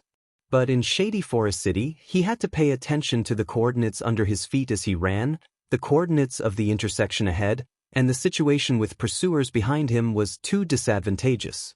This first problem could only be solved by Gu Fei washing away his PK points, and the second problem was the preparation that Gu Fei had done today. He spent almost half a day familiarizing himself with the Shady Forest map that the players had hand-drawn in the forum, familiarizing himself with the coordinates of each location, and calculating in his mind what could be used in those coordinates.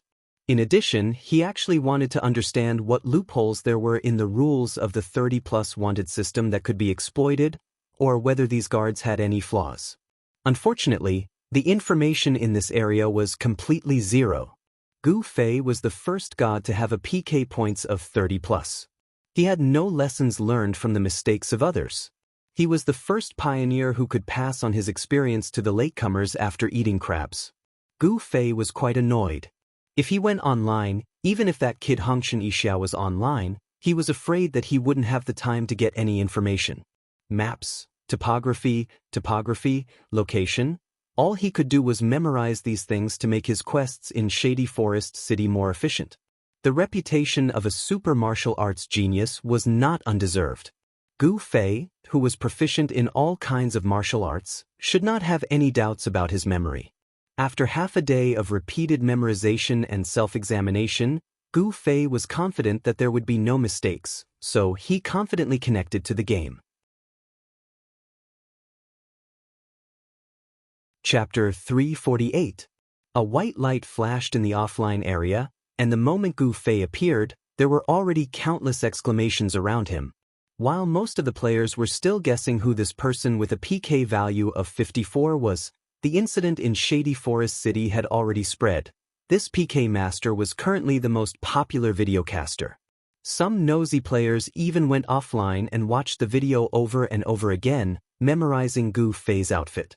Some people took screenshots of the moonlight spiritual robe from the shoulders to the waist and zoomed in clearly on how many folds there were.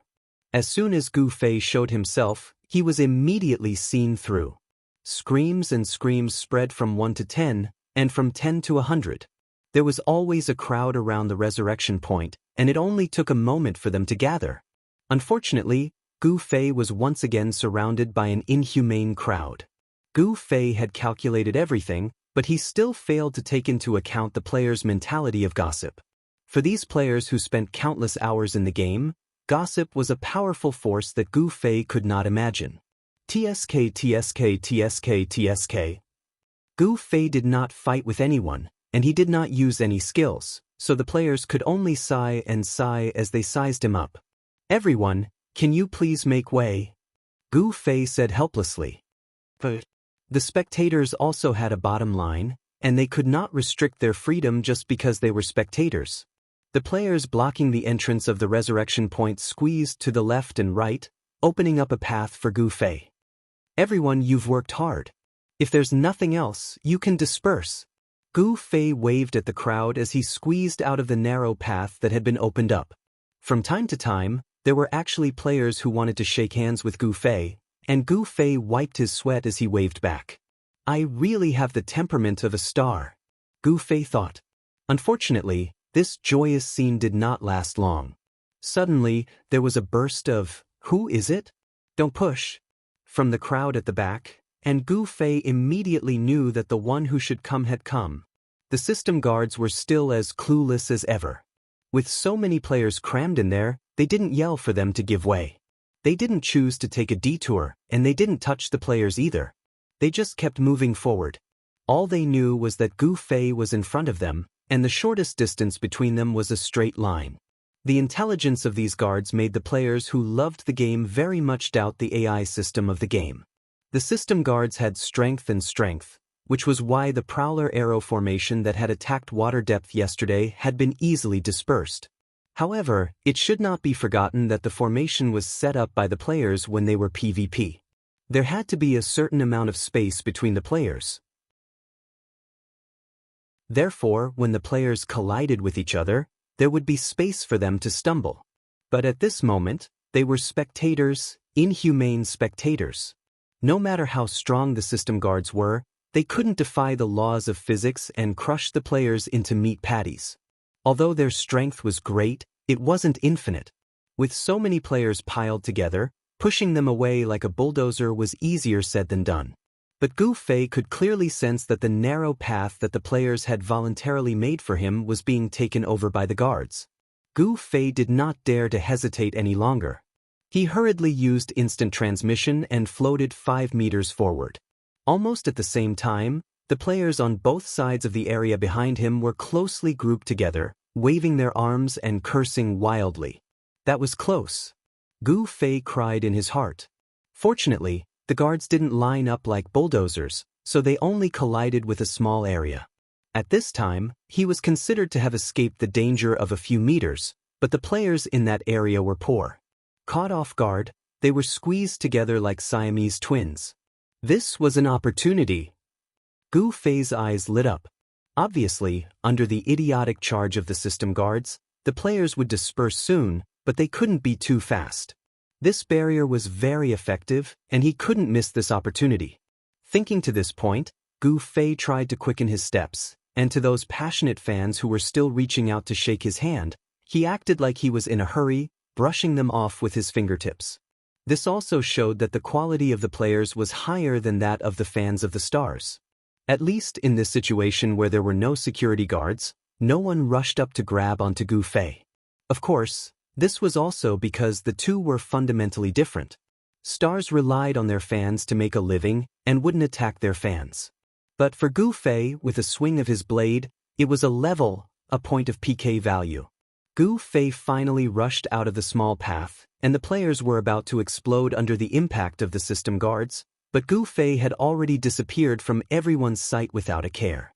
The players' cursing was still unceasing and gradually spread out under the impact. When they found out that they had blocked the system's path to capture the guards, everyone was filled with regret. This was also the show that they had wanted to see. This once again showed the difference between fans of the stars and fans of Gu Fei. Fans of the stars definitely wouldn't want their idol to be chased and attacked. Gu Fei ran wildly on the street, and everywhere he went, he continued to attract attention.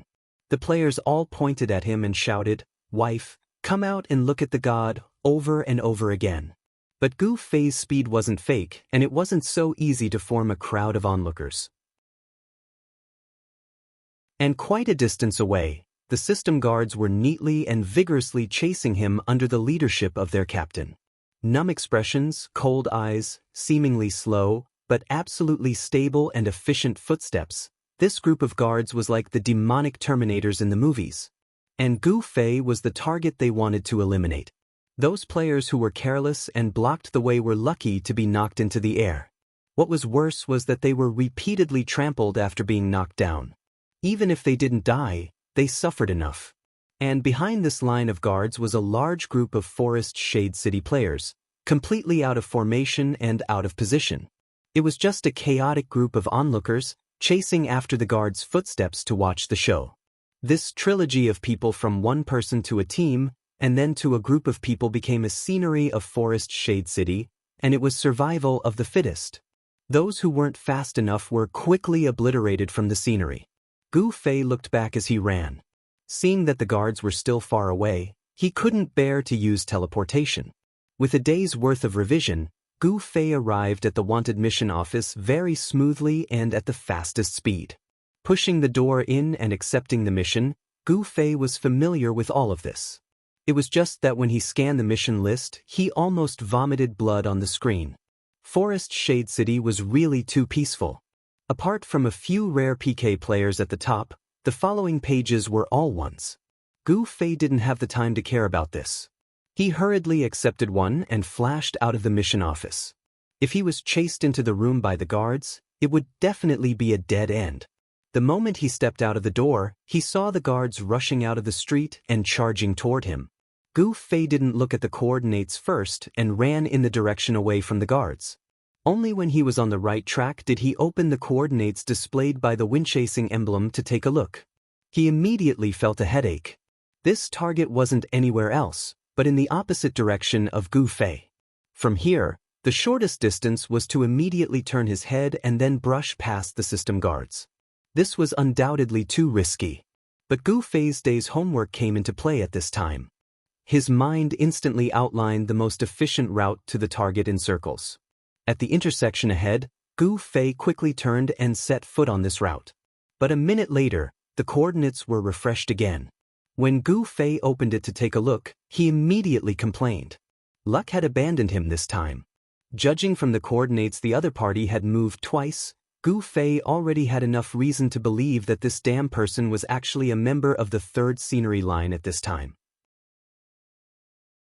If he didn't want to turn around and break through the system guards, then it seemed that there was only one way: find a place to turn in a circle and circle behind the other party in the form of a loop. The houses in the city were lined up in rows, and there were many places to circle.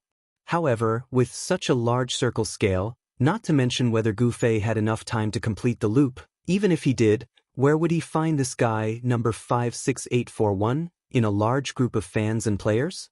Solving this dilemma was once again thanks to Gu Fei's day of review. Gu Fei, who understood the topography of Forest Shade City, had been running all the way while combining what he saw in front of him with what he had reviewed. At this time, after seeing the scenery in front of him, Gu Fei had a good idea to get out of this predicament at this time. The Roundwood Tavern, the largest tavern in the center of Forest Shade City. As its name suggested, the tavern was in the shape of a round wooden stake, and there were even rings painted on the roof like an old wooden stake. Gu Fei, who rushed to the door of the tavern, did not enter, but circled around the tavern for half a circle. At this time, after chasing all the way, the system guards were only 2 or 3 meters away from Gu Fei. Gu Fei, who had run half a circle around the Roundwood Tavern, jumped up and pointed in the air, teleported, and flew to the roof of the tavern as far as he could. After landing, he continued to run, and the sound of heavy objects hitting the ground came one after another from behind. Gu Fei knew that the group of system guards were performing the earth-splitting / flying up the roof technique again. But Gu Fei's mind was not on them at the moment. He quickly rushed to the edge of the roof and ran along the eaves. As Gu Fei expected, the third scene just happened to catch up to this position at this time, and was running close to the Roundwood Tavern. Gu Fei, who was condescending, had a panoramic view of all of them. In the eyes of the player who had accepted the mission, one of them was clearly marked with the number 56841. Ah! Gu Fei, who had not stopped running, had at this time taken advantage of the momentum to soar into the sky. Double flame flash, flash. Gu Fei shouted, and the dark stream sword in his hand stabbed out fiercely. At this critical moment, Gu Fei did not care about the dangerous moves that were not suitable for children to imitate, and this sword went straight for the other party's head. The sword cut through the wind, and the wind blew away the fire. Gu Fei could feel the burning of the double flame flash on his own face. In an instant, Gu Fei found some of the legendary feeling of becoming one with the sword. Chapter 349. The players who could become part of this scene all had a certain level of speed. At the moment, it seemed that only Slim Waist Dance, who had a certain level of speed and could withstand Gu Fei's double flame flash, could do so when she was wearing her fire-resistant equipment. The person in front of them was just one of the many players in Shady Forest City. The feat of not dying after taking a hit from Gu Fei clearly didn't belong to him. At the same time the white light flashed, Gu Fei's falling momentum didn't stop. The flames in the Dark Night Stream sword were still scattered in the wind, piercing through the white light. It looked like Gu Fei had blown up his head with one hit. The spectators paled, and someone exclaimed, "The Almighty is killing again." In an instant, everyone around Gu Fei went blank. Everyone held their weapons in front of their chests, looking like they were protecting themselves. "Don't be nervous, it's just a wanted mission. Why would I kill innocent people?" Gu Fei said. "Oh." Everyone understood that it was a wanted mission, and they had seen Gu Fei enter and run out of the wanted mission office. However, Gu Fei said he would never kill innocent people, so everyone could only say, "Tisk. 54 PK points, that was 54 lives." Would you believe such a person if he said he wouldn't kill innocent people? In any case, the player's nervousness was finally alleviated. Gu Fei continued to run, but the spectators were craning their necks under the eaves of the Roundwood Tavern, looking for the whereabouts of the system guards. Suddenly, the sound of something rising from the ground came from the air. Several figures flew up one after another, still maintaining their order in the air. So cool! The players were fascinated.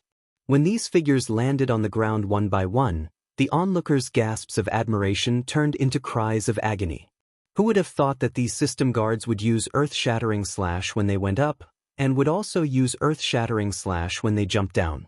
Although they didn't intentionally target the players, there were always unfortunate people who happened to stand under their blades. How could these hot-headed guards avoid this?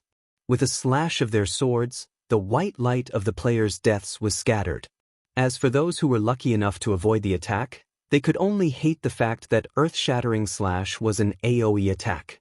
When the first slash landed, they lost more than half of their HP. Before they could escape, the second slash landed, and a white light flashed. As he shouted, Gu Fei turned around to look.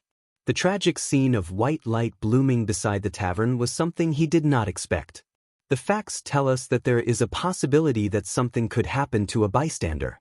Gu Fei continued to run, and the guards continued to chase after him, luring the group of people away for a while. Just as they were about to catch up, Gu Fei patted the wind-chasing emblem and activated the emblem's teleportation function. Wanted mission complete, directly teleported back to the mission issuance office. Gu Fei already knew how fast the guards moved. After reviewing the map of Forest Shade City for a day, Gu Fei could roughly judge the route they would take to rush to the wanted mission office from their location. The distance was known, the speed was known, and so was the time. Simple physics. With this bit of time, Gu Fei could do a lot of things. For example, eating an apple to replenish his mana. There were still a bunch of small numbers on the wanted mission board. To be honest, there were still some large numbers last night, but they had been wiped out by the mercenary players in Cloud City or the brothers under Water Depth's banner. After replenishing his mana, he accepted a mission, checked the coordinates with the emblem, and determined the route in his mind. At this time, Gu Fei also knew the approximate location of the system guards very well. As the first premeditated PK operation in history, Gu Fei's plan could not be said to be imperfect. The original difficulty was only the first wave. The first wave of the system guards could not be predicted, and Gu Fei was worried that they would target him as soon as he left the resurrection area. If that happened, it would be difficult to shake them off. Gu Fei originally had no confidence in completing the first mission with them chasing him all the way. Fortunately, thanks to the onlookers, Gu Fei also bought time for the first wave of the mission. After successfully completing a mission, Gu Fei could use the wind-chasing emblem to distance himself from the system guards. And every time he completed a mission after that, he could once again increase the distance. It was a simple and wonderful cycle. Unless the target of the mission happened to fall next to the guards, it would take some twists and turns. However, the probability of such a coincidence was really not high in such a big tree-shade city. In short, Gu Fei had not encountered it yet. After a full 2 hours of hard work, Gu Fei finally let out a long sigh. His PK value finally dropped to 29 points, of which the wanted mission consumed 24 points, and automatically cleared 1 point every 2 hours. Below 30, there would be no system guards actively pursuing him. As long as he avoided the fixed guards and patrolling soldiers in the main city, it would be much easier. Should he wipe out his PK value in one go, or seize the time to catch up with the team that had set off long ago? After hesitating for a while, Gu Fei shouted twice in the mercenary channel. "Yo, you're not in jail." Han Family Young Master's first reaction. "My PK value is already 29. Gu Fei announced his results. "What did you do to the guards?" Yutian Shenming asked. In their hearts, Gu Fei's ability had been magnified infinitely, and they really doubted that there was anything he could not defeat. But this time, they also overestimated Gu Fei. "Nothing much." Gu Fei answered truthfully, then asked, "How are you guys?" "We're waiting for the ship." From Han Family Young Master's words, Gu Fei could already feel the resentment. "The ship to Waterfront City." "Brother," you added. "We've been waiting for 2 hours." Yutian Shenming said. "Damn it." Unscathed in battle had nothing else to say and could only curse. "Don't tell me the ship hasn't arrived by the time I arrive?" Gu Fei laughed. "I'm sorry, I can already see the ship." Han Family Young Master said indifferently. "You should be on your way now. With your speed, you should be able to arrive here in about an hour, enough to catch the 11 o'clock ship." "Brother," you said. "How long will the ship take?" Gu Fei frowned. "About half an hour, according to the information I understand." "Brother," you said. "Oh, that's fine. It won't be too late to log off." Gu Fei breathed a sigh of relief. "I'll be there soon." Several stay-up-all-night level experts rolled their eyes. After packing up his luggage, Gu Fei stepped out of Forest Shade City's wanted mission office. Slowly walking on the street, the system guards who had been following him finally did not appear again. Gu Fei breathed easily, feeling that the air of Forest Shade City was a lot fresher. Until he arrived outside the city gate, a large group of people seemed to be seeing him off. Gu Fei casually glanced at them and found that he actually knew them. After that group of people saw Gu Fei, several of their eyes were already wide open. One of them had already pulled out a big sword, shouting, "I'll cut you to death," and slashed at him. This time it was Gu Fei's turn to stare. The direction in which this person was rushing was 2 meters away from Gu Fei, and he was waving his big sword and shouting. Did he drink too much?" Gu Fei smelled the alcohol floating in the air and looked at the group of people again. All of them had red eyes and faces, leaning on each other and staggering. A mage stood up again, pointing his staff at Gu Fei. "Thunder, thunder, thunder, thunder, thunder," for a long time, and looked back at the person beside him. "Thunder what again?" "Thunder and lightning, descend." This person pointed at Gu Fei and shouted. Not to mention that he was not a mage. Even if he was a thunder mage, the chanting would not have any effect if he added spontaneously in the chant. However, it finally hinted at the person in front of him. The mage raised his staff and was about to chant again. When Gu Fei was also about to take some measures, someone finally reached out and pulled the mage's arm away and said, "Forget it. Meng Meng. It's this guy." Mage Lan Yi pointed at Gu Fei and finally said something. "I know." Meng Meng nodded. "I've already solved the matter with him in Cloud City. There's no need to continue to pester him." Lan Yi, who had drunk too much, was obviously not very clear. He swayed and mumbled something vaguely, but his hand that was about to cast a spell finally retracted. Meng Meng looked at Gu Fei. "You're also going to chase after them, right?" Gu Fei nodded. "Where are Yu Zai and the others?" "They left last night. I had a gathering with my friends." Meng Meng replied. "You've been gathering since last night?" Gu Fei looked at the state of these people. They were so drunk that it was believable to say that they had gone through a long drinking battle. Sure enough, Meng Meng rubbed her eyes. Her face also revealed a tired expression. She nodded and said, "Yes." "Then now, do you still want to continue the mission?" Gu Fei looked at these people in front of him.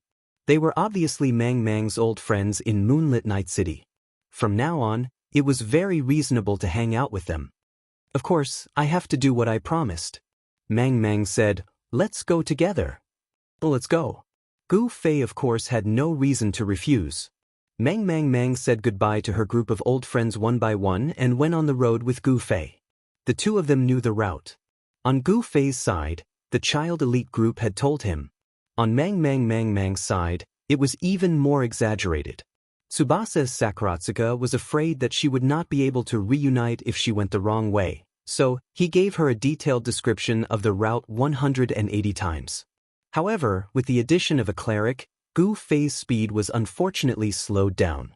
It was absolutely impossible to reach in an hour. As for 2 hours, Gu Fei looked at the time. If it took 2 hours, it seems like we won't be able to make the 11 o'clock boat, right? Gu Fei said, "Don't worry. The fairy said that there is an offline area. It won't affect you going offline on time." Meng glanced at him. "Is that so? That's good." Gu Fei smiled.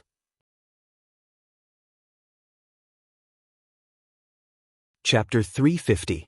After walking with Boundless Meng for a while, Gu Fei found that he had made a serious mistake.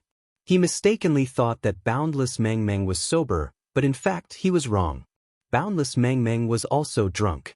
This misunderstanding was entirely due to the theory of relativity. Compared with Lan Yi's group of messed up guys, Boundless Meng's unique reserve as a woman had deceived Gu Fei. At this time, having lost the object of comparison, she also showed her true colors.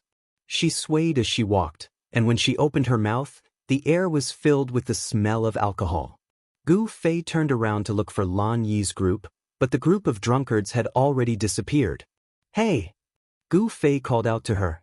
"What?" Boundless Meng half-turned and squinted at Gu Fei. "There's a tree in front of you," Gu Fei said. "Do you think I don't know?" Boundless Meng raised her arm and pushed the tree in front of her that she had almost hit. As a result, her body swung to the side, and her head hit another tree. Without waiting for Gu Fei to speak, Boundless Meng had already quickly straightened her head, patted the tree again, and said, "Sorry." What else could Gu Fei say besides holding his forehead? "I say, why don't we go back to Forest Shade City and rest for a while?" Gu Fei looked at Boundless Meng who continued to walk forward and sighed. "Do you think I'm drunk?" Boundless Meng squinted at him. "Aren't you drunk?" Gu Fei asked rhetorically. It was really too honest. "Of course I'm not drunk." Boundless Meng continued to move forward. Gu Fei was speechless. It should be known that Boundless Meng was originally a tough person who would be beaten to death. At this time, with the addition of the attribute of being stubborn after being drunk, it was really too difficult to persuade her. Helpless, Gu Fei could only follow behind her, and from time to time he would pull her, accompanied by, "What are you doing?" "I can walk." Cries, which saved her from the crisis of hitting the tree countless times. Apart from putting up a strong front, people who drank too much were also talkative. Mang, who was originally not very talkative, became sharp-tongued at this time. Her topic of conversation was also from nearby, and she was talking about Gu Fei, who was following behind her. When it came to Gu Fei, the biggest question was, of course, why are you so powerful? It's nothing. It's mainly because I know some kung fu. Gu Fei told the truth. Kung fu? Mang looked at Gu Fei with a look that said, don't think you can fool me just because I'm drunk. Gu Fei face-bombed again. She was just a drunk girl. Why did he have to be so serious? Tree. Gu Fei couldn't remember how many times he had shouted that. The boundless Mang reflexively twisted her body, dodging a large tree in front of her with great difficulty. At this speed, can we get there before 12 o'clock? Gu Fei thought sorrowfully. But misfortune and fortune always came hand in hand. For Gu Fei, the only good news was that the effects of alcohol in the game were not as severe as in reality. It was also greatly reduced, just like the pain he felt. Therefore, when he stopped drinking, he sobered up quite quickly. This was also the reason why Lan Yi and the others could drink for nearly 20 hours. Don't think that they were a group of gods of wine. This was accomplished under special conditions. When they walked out of the forest with difficulty, the boundless Mang finally sobered up. From the beginning of her chattering, to gradually becoming silent, to now that her eyes were starting to clear up, Gu Fei had a very intuitive feeling. You're awake. After saying Kung Fu, Gu Fei, who hadn't said anything else besides tree, finally said something new.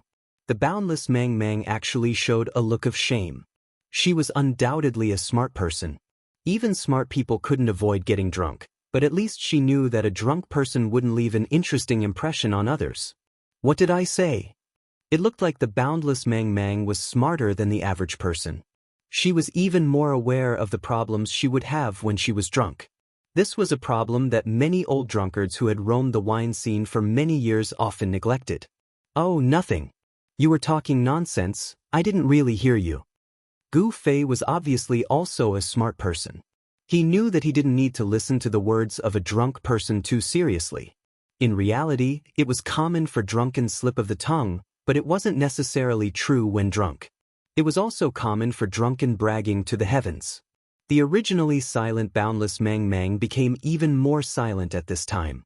The two of them then began what should have been a silent journey. Gu Fei suddenly spoke.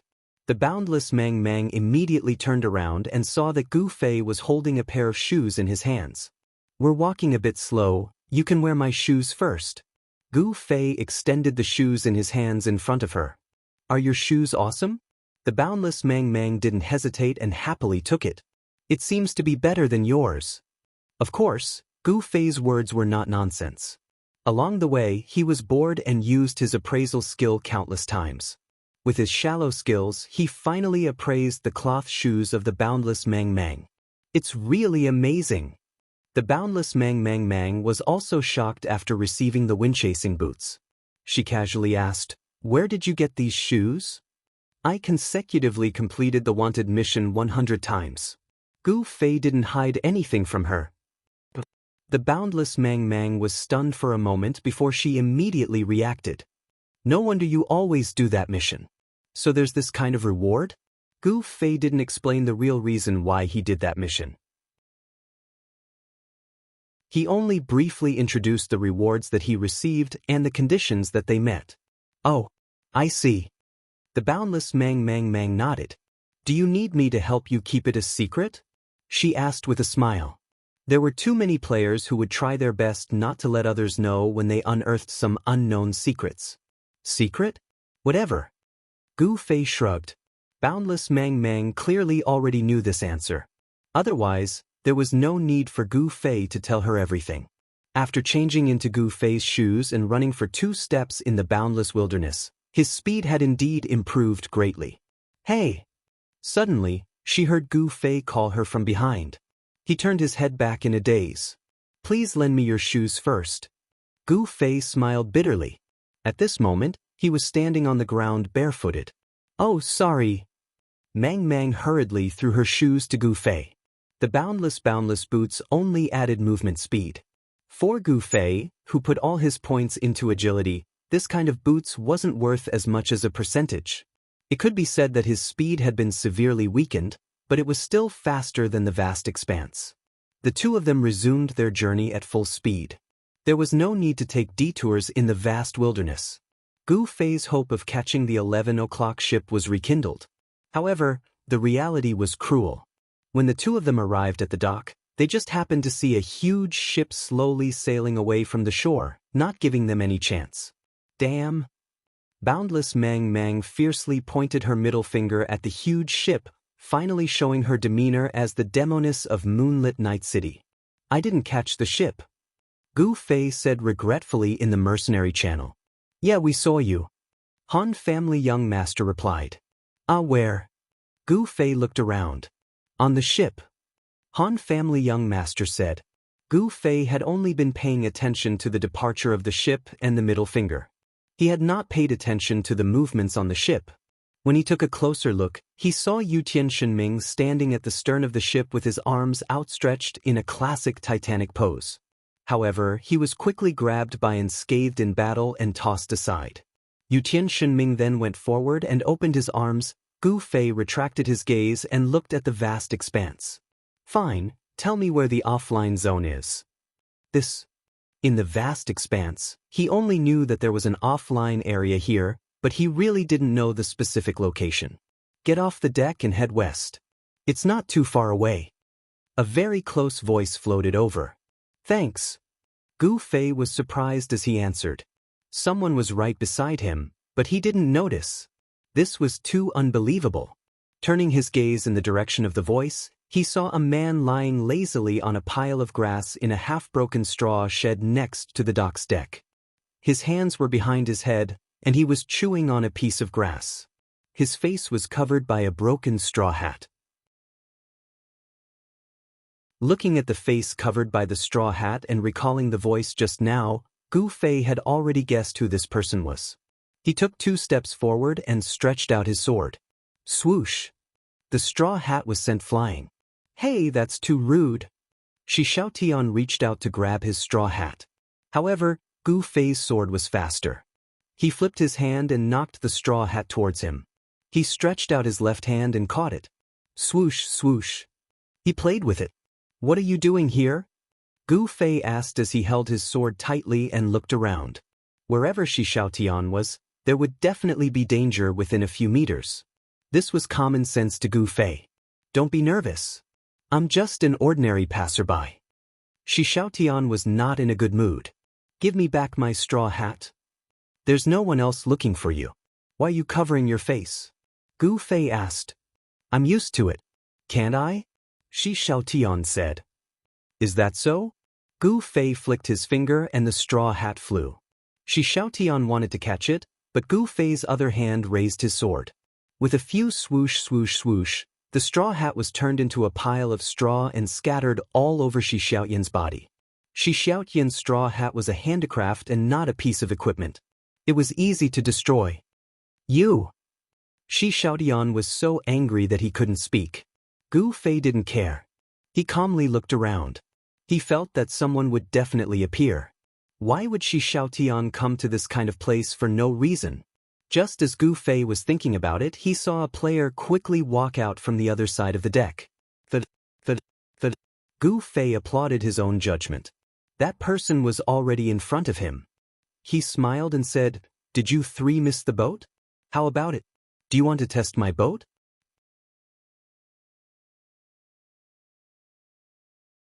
Chapter 351. Your boat. The 3 of them looked at the newcomer. It was an average-looking warrior. After using appraisal, he didn't have any eye-catching equipment on him. He was only level 38, which was one of the lower levels. That's right, the newcomer said with a smile. Are you going to Waterside City? That ship has just left, so it will take 2 hours for the new one to arrive. Then, it will take another 2 hours for it to depart, which is equivalent to 4 hours before we can set off. So, why don't you try my ship? Where did you get your boat? Shi Xiaotian, the jack of all trades, was the one who was most familiar with all aspects of the game. She had never heard of a player possessing a ship in the game. "Oh, I made it myself," the newcomer said. "You made it yourself?" The three of them muttered. This was a field they didn't understand. How did he make a boat? The three of them couldn't get any answers. There were a lot of people waiting for a boat just now, right? Didn't you invite them to ride on your boat?" Gu Fei suddenly asked. The newcomer smiled bitterly and said, "I'm very willing, but my boat isn't that big." "Oh." The three of them were relieved. "Are the three of you interested?" the newcomer continued. Shi Xiaotian rolled his eyes and asked, "I'm afraid we didn't take this ship for nothing, did we?" The newcomer chuckled. "If you want to take a boat, of course you have to buy a ticket." "How much is one ticket?" Shi Xiaotian asked. 50 gold coins, the newcomer replied. "So expensive!" the three of them exclaimed. The newcomer only said indifferently, "The system's boat is 60 gold coins." Fuck, the system is always the blackest. Boundless indignation. The players of the parallel world were familiar with ripping people off without blinking. Most of the businesses monopolized by the system were priced at a high price, which infuriated the players, but they couldn't do anything about it. Many knowledgeable people predicted that breaking the system's monopoly would be a path to becoming the richest person in the game. The players of the parallel world had long been resentful of the system's monopoly. Even if they were to compete at the same price, most of them wouldn't be willing to let the system take their money. The player in front of them who developed his own boat seemed to have the intention of entering this realm. The three of them were finally interested in this person and his ship. "The three of you, please follow me." Seeing that the deal was done, the man was also very happy. He led the three of them to another shabby straw hut at the pier. "Where's the ship?" While the three of them were puzzled, the man entered the straw shed and deftly pushed aside the thick layer of straw. A small wooden boat that looked like a park for people to play games appeared in front of the three of them. The ship? Will it work? The three of them were a little doubtful. After all, the large body of water created by the system was much stronger than the broken man-made lake in the park. The surface of the water was boundless and filled with fog. The speed of the system's ship did not seem to be fast, but at this time, it had already been swallowed by the fog and could not be seen. "Don't worry, I've been doing this business for a long time. The water is calmer than you think. As long as you know the direction, you can even paddle across with a piece of wood."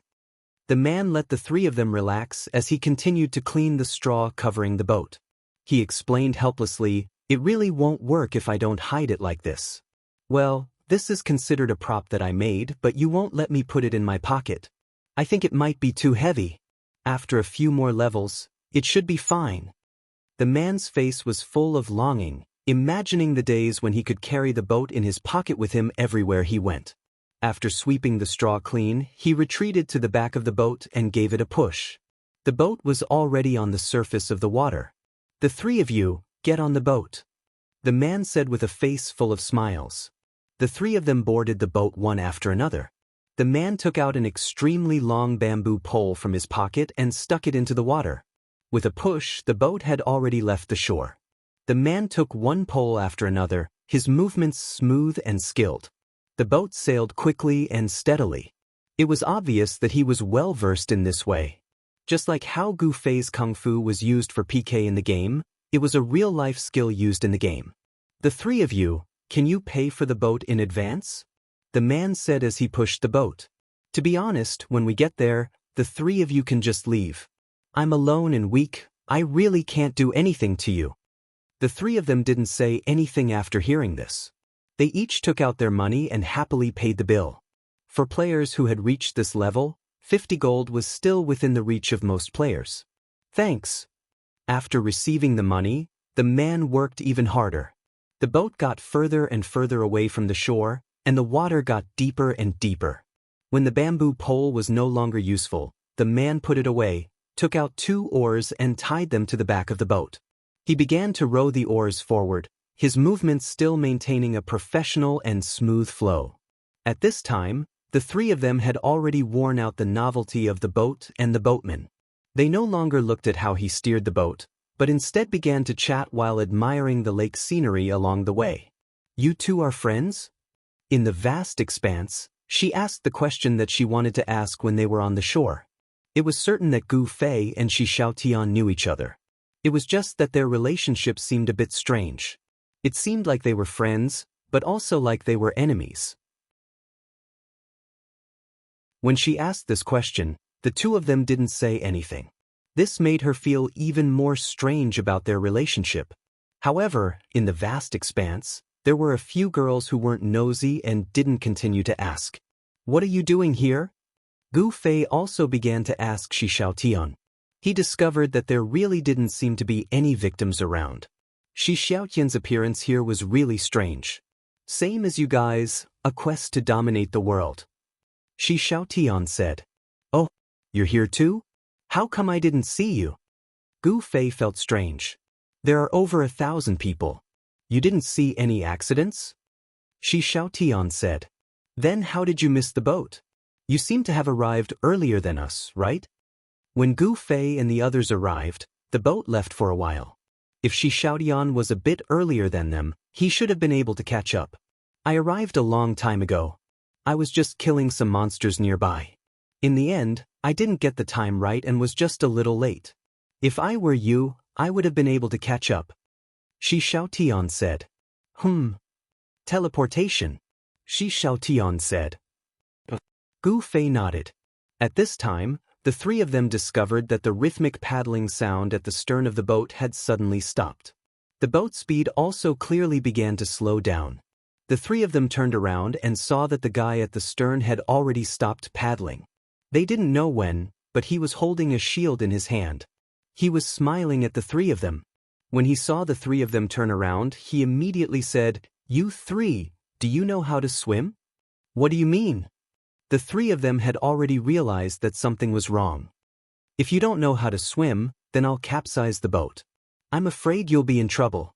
If you know how to swim, how are you in the water? Have you fought with people in the water before?" This person said. The three of them looked at each other. Fighting with people in the water, this was something that not many people had done. Gu Fei was even more out of the question. He directly belonged to the former. He didn't know how to swim. If he fell into the water, he would immediately drown. What was the point of fighting? "Oh, what do I have to do so that you won't do it?" Gu Fei asked. "It's very simple. 1 level, 300 gold coins. You're all above level 38, right?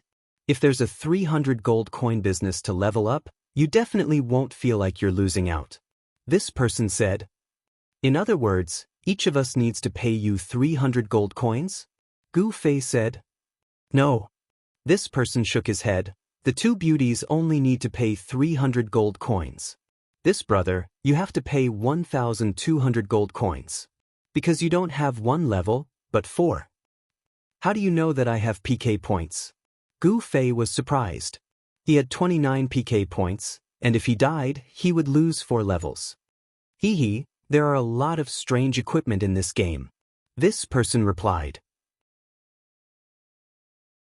1,200 gold coins. I don't have that much money on hand. Gu Fei said. Very few people do. This person had some common knowledge about the game. 1,200 gold coins was a huge amount of money, and some people didn't have that much.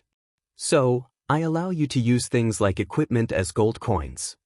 Is that so? Gu Fei thought for a while. Brother, you seem to be stalling for time. This person laughed. I know who you are. With such a high PK points, you're that videocaster, right? I know that your dual flame flash is very powerful, and from what I heard just now, you can also teleport? Are you trying to suddenly teleport to my side when I'm not paying attention and use your dual flame flash? But look, I know you so well, how could I not be on guard? You can't insta-kill me. If you can't insta-kill me, I'll immediately jump into the water and capsize the boat. So, brother, you should calm down. I know you're a fierce person, but it's not a big deal to admit defeat once in a while. This person spoke with fervor and assurance, and was determined to win. At the same time, Shi Xiaotian, who had used Identify on him, sent a private message to Gu Fei. His shield is fire resistant. It's fine. Gu Fei replied. What are you going to do? Shi Xiaotian asked. Cut him down. Gu Fei replied simply. Cut. Just like he said. Gu Fei said. You can insta-kill him? Heavy armored warriors, fire-resistant shields, Shi Xiaotian reminded. I can only try. Gu Fei said. He had never thought of compromising with this kind of person. Maybe it's safer. As Shi Xiaotian sent the message, that person just finished speaking with fervor and assurance. Shi Xiaotian immediately followed up, I'll pay. Pretty girls are smart. This person laughed. Slowly take out the money bag and throw it at my feet. When he picks up the money, there might be an opportunity. Shi Xiaotian did as she was told, and sent a message to Gu Fei. Originally, her ideal situation was for him to reach out and catch the money bag. That would definitely give her an opportunity.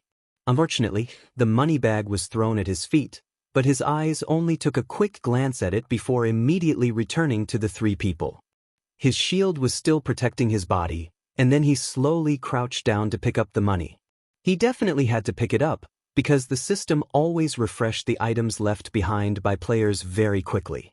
However, the opportunity that everyone was looking forward to didn't appear.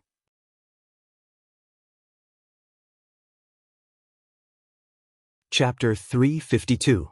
Shi Xiaotian's tactic of throwing money at him didn't seem to create any opportunities. In short, Gu Fei just stood there and didn't move. Maybe he'll go and count the money. Shi Xiaotian imagined that the other party would make a lousy mistake. In the end, the other party just casually weighed the money bag in his hand and put it in his pocket. Shi Xiaotian's 300 gold coins were considered a consumption. Even if Gu Fei cut this person down, he wouldn't be able to get the money back. Gu Fei also showed a regretful expression, but it wasn't because of the opportunity that didn't appear, but because of Shi Xiaotian's wallet. He said to Shi Xiaotian regretfully, You shouldn't have given him money. This wasn't even a private chat, but directly said. This clearly conveyed a message to the other party. He obviously wasn't going to pay. After hearing Gu Fei's words, the other party's expression twisted fiercely. Speaking of which, have you ever imagined this situation? Gu Fei was still amused. Some people pay, but some don't. What would you do then? The other party's expression continued to twist. Gu Fei seemed to have poked at his sore spot. It seemed that in his career as a robber, he had encountered this thorny problem before. It was most likely that he didn't handle it well, and it left a psychological scar. Capsize the boat, kill the person who didn't pay, and save the person who paid? Such honesty, he really didn't have the temperament of a robber. Looks like you're not going to pay? The person said through gritted teeth. Look, you paid 300 gold coins for nothing. You're going to fall into the water too. Gu Fei actually ignored him and spoke to Shi Xiaotian. Teleport move. But he suddenly chanted at the end of the sentence. This person was obviously experienced in dealing with such situations. Although Gu Fei rushed up faster than everyone else, the way he dealt with it was still the same. Shield in front of him, enter the water. Everything this guy said was not a bluff. He was indeed a good swimmer. No matter how strong an expert fell into the water, he was confident that he could fool them. Dual flame flash. He heard Gu Fei's chanting, but his body had already fallen out of the ship.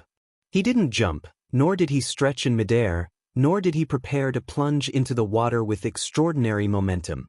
He simply tilted his body, and at first glance, he looked like a person who had fallen into the water. Although the posture was ugly, it was the most efficient way to fall into the water. However, Gu Fei's agility was even faster. Dodge. When the incantation ended, the person who was trying to fall into the water found that there was heat coming from the direction he was leaning. When he looked down, he saw that Gu Fei's night streamer had come from an unbelievable angle to where he was about to fall. He was about to collide with the sword. He wanted to dodge, but it was too late. His body had already fallen to the ground, and he could no longer control it. In the end, he could only look back. He saw that Gu Fei was also leaning towards the side of the ship. His sword had come out from a horizontal position. He had completely predicted what his opponent would do when he went into the water. Whether it was jumping, falling, or sliding, his body would eventually lean to the side. Gu Fei had grasped this fleeting opportunity and accurately struck out with his sword. Gu Fei's timing was also impeccable. Taking advantage of the fact that his opponent's body could no longer be stabilized, Gu Fei's sword arrived. Whether or not he could insta-kill his opponent was the only suspense. Although his opponent's shield was no longer of any use, a heavy-armored warrior's HP was still very high. Gu Fei's hand sank. His opponent had already fallen to his sword. If he had been insta-killed, he should have turned into a white light. This amount of HP should have disappeared very quickly. However, this was not the case. This warrior could see his own HP, and he knew how far away he was from death. At this moment, the stone in his heart had been lifted. He was just waiting for his body to fall into the water and capsize the ship. Then he would teach this arrogant mage a good lesson. In an instant, he had already arranged Gu Fei's fate. However, he had forgotten one thing. There were a total of 3 guests on his ship. His opponent was not only Gu Fei. Just as Gu Fei made his move, the 2 ladies also used their own attacks. Suddenly, a cloud of black fog appeared at the tip of the staff. After quickly shrinking, it had already imprinted on the warrior's body. The warrior had just slid past the tip of Gu Fei's sword. His head was already in the water. After taking this hit, he suddenly bloomed into a ball of white light on the surface of the water. Even Gu Fei was surprised by this. His left hand had already flashed with a blue light, but he was sure that he had not hit the guy yet. After the spell was retracted, Gu Fei turned back to look at the 2. Shi Xiaotian also turned her head to look at the vast expanse. She had a small bow in her hand. She had already knocked an arrow, but she did not have the time to shoot. After all, there were too many steps for an archer to take. In that instant, she could not complete a single shot. Kiss of death? You're a shadow priest. The knowledgeable Shi Xiaotian said to the vast expanse. The vast expanse nodded. Shadow priests referred to night priests. Priests changed classes at level 40. Just like knights, they were divided into light and night. Even the changes in nature were somewhat similar to knights. The first skill of a night priest, Kiss of Death, was a super instant cast attack spell. Compared to the previous priests under level 40 who could only follow a party, with this new skill, a night priest could be said to have the ability to train alone. However, the original recovery skills of a priest would be greatly weakened after changing to a night priest. As a result, the current position of a night priest was rather awkward, especially in a party. In terms of damage output, a single Kiss of Death couldn't compare to other classes. In terms of recovery, the effect was much worse than a normal priest, let alone a light priest who could strengthen their recovery skills after changing to a light priest. Perhaps you would think that a class that could both attack and recover wasn't bad. However, in a truly efficient party, each character had their own role. There was no need for this kind of all-purpose character. The game promised that as levels increased and the skills of the class improved, the position of a night priest would change. However, at the moment, a night priest was a symbol of loneliness. Many players who chose to become a night priest felt regret, but they could only grit their teeth and persevere while looking forward to the arrival of spring. It was common for a girl to choose the cleric class, but it was rare for her to choose the loneliest night cleric class. Therefore, Shi Xiaotian was quite surprised when he found out that the girl was a shadow cleric. Priests were the support class that Gu Fei didn't understand the most, so he didn't know the position of a night priest in the game.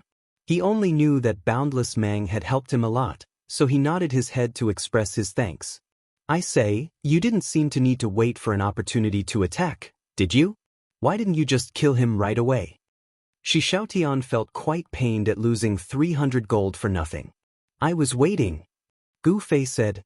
Waiting for what? Waiting for my PK value. I was originally 29, but it should drop to 28 in less than 2 minutes, so I wanted to wait until I was 28 before attacking.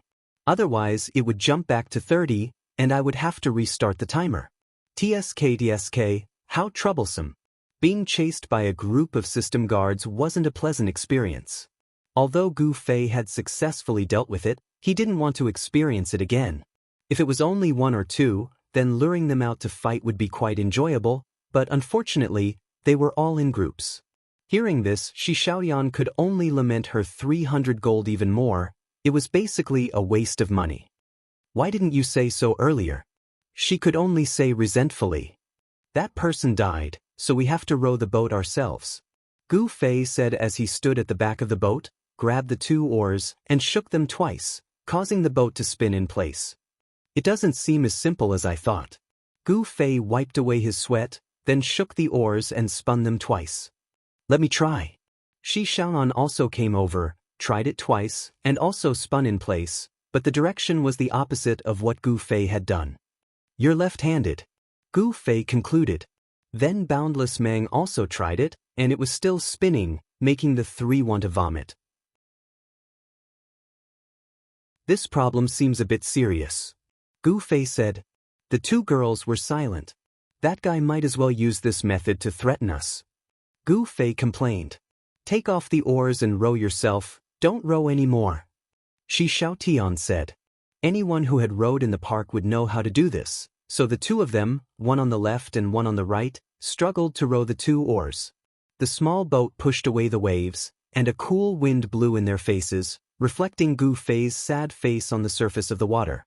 Compared to the robber rowing the oars, the current speed was really not optimistic.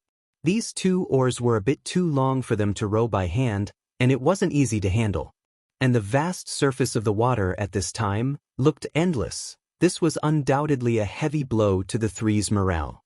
Where should we go? The 3 of them didn't even know where their destination was.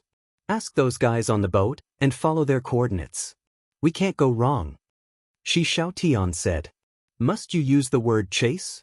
I don't think there's a boat slower than us in this world. Gu Fei said.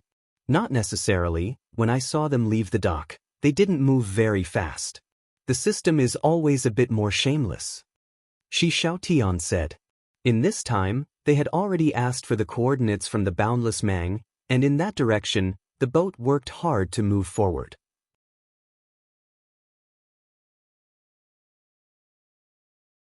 Chapter 353. As we got used to the oars and improved our rowing skills, the boat's speed gradually increased.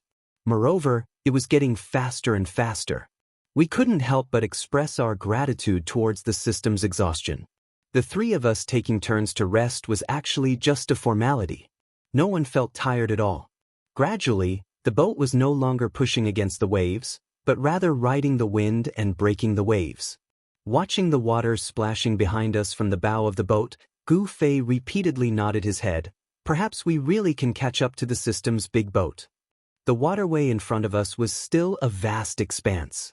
Although we couldn't see the big boat, we also couldn't see any land.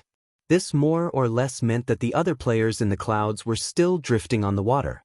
Perhaps we can even surpass them and reach Waterside City first. Gu Fei began to take a yard after taking an inch. However, everyone really liked taking a yard after taking an inch. Drifting on the water was indeed very boring, not to mention having to personally row the boat. That was something only children would feel excited about. At this moment, Boundless Mang, who had just switched hands to rest, was stretching his body at the bow of the boat. He suddenly saw a shadow moving in the mist in front of him. He immediately turned his head and said to the other 2 in excitement, There seems to be something in front. What is it? The 2 of them had originally been rowing with all their strength. At this moment, they immediately stretched their heads. Everyone saw that indistinct shadow. Oh, it's so small. It doesn't seem to be land. Shi Xiaotian was the first to be disappointed. With the boat's current speed, their desire to catch up to the big boat had already faded. Hurrying to land was more important. However, as they continued to approach, the indistinct shadow became increasingly clear. The 3 of them could even clearly see its movement. It was moving in the opposite direction of their boat. Immediately after, the same shadow quietly appeared in the mist one after another. It gradually moved and gradually became clearer. It's a boat. The first shadow that was discovered was now completely clear. It was a small boat, similar to the one that the 3 of them were on. If the first shadow was a boat, then the other shadows were naturally also boats. Standing at the bow of the boat, Boundless Mang counted 1, 2, 3, 4, and 5. Currently, there were already 5 boats. They didn't rule out the possibility that there were more in the mist. What are they doing? The three of them curiously sized up the incoming boats. They already had a bad premonition in their hearts. Looking at the direction they were moving in, it was very likely that they were coming for them. The ship was closing in. It was the same boat as the three of them, with 4 people on each boat. Of course, the other party didn't paddle with their hands. Instead, they installed the oars at the stern of the boat and had a person paddle it by hand. The other 3 were fully equipped and stood with bright eyes. The first ship was also at the speed of breaking through the waves. It headed straight for the boat of the 3 of them. It did not slow down at all, nor did it seem to have any intention of turning. The 3 of them wanted to evade, but unfortunately, the 3 of them were already very familiar with rowing the boat in a straight line. However, controlling the turn and direction of the boat was still as sloppy as before. Not only did they fail to steer the boat away, they even turned around and exposed their side to the other party. Aside from the oarsmen, the other 3 people had already crouched down, their hands gripping the edge of the boat tightly. How could Gu Fei and the other 2 suspect what the other party was going to do? No one could predict what would happen after this collision. If it was just a violent shake, they might be safe if they held on tightly. However, looking at the momentum of the other party, once the boat was overturned or damaged, it would be too troublesome. What was worse was that even if Gu Fei flew onto the boat and killed those people in the blink of an eye, the collision between the boats was still unavoidable, because no one could stop the inertia from happening. At this moment, there was no time to waste. Gu Fei's hand reached into his pocket. He pulled out a coil of rope. There were many coils of rope in Gu Fei's pocket, but this one was a little different. There was a hook tied to the end of the rope. Just like his pitchfork, this iron hook was also a quest item that Gu Fei had obtained after completing a certain quest.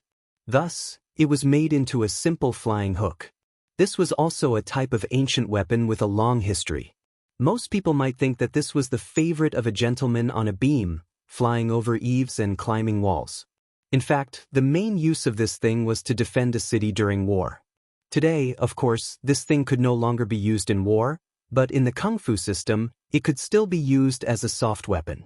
At this time, Gu Fei grabbed the coil of rope and quickly threw it out, hitting the edge of the other boat. "Quick!" Gu Fei hurriedly called out to the 2 girls. The 2 of them reacted and reached out to grab the end of the rope. The 3 of them stepped on the planks of the boat and pulled hard. The boat that was hooked swayed and lost its direction, but the boat that the 3 of them were on borrowed strength to quickly move forward.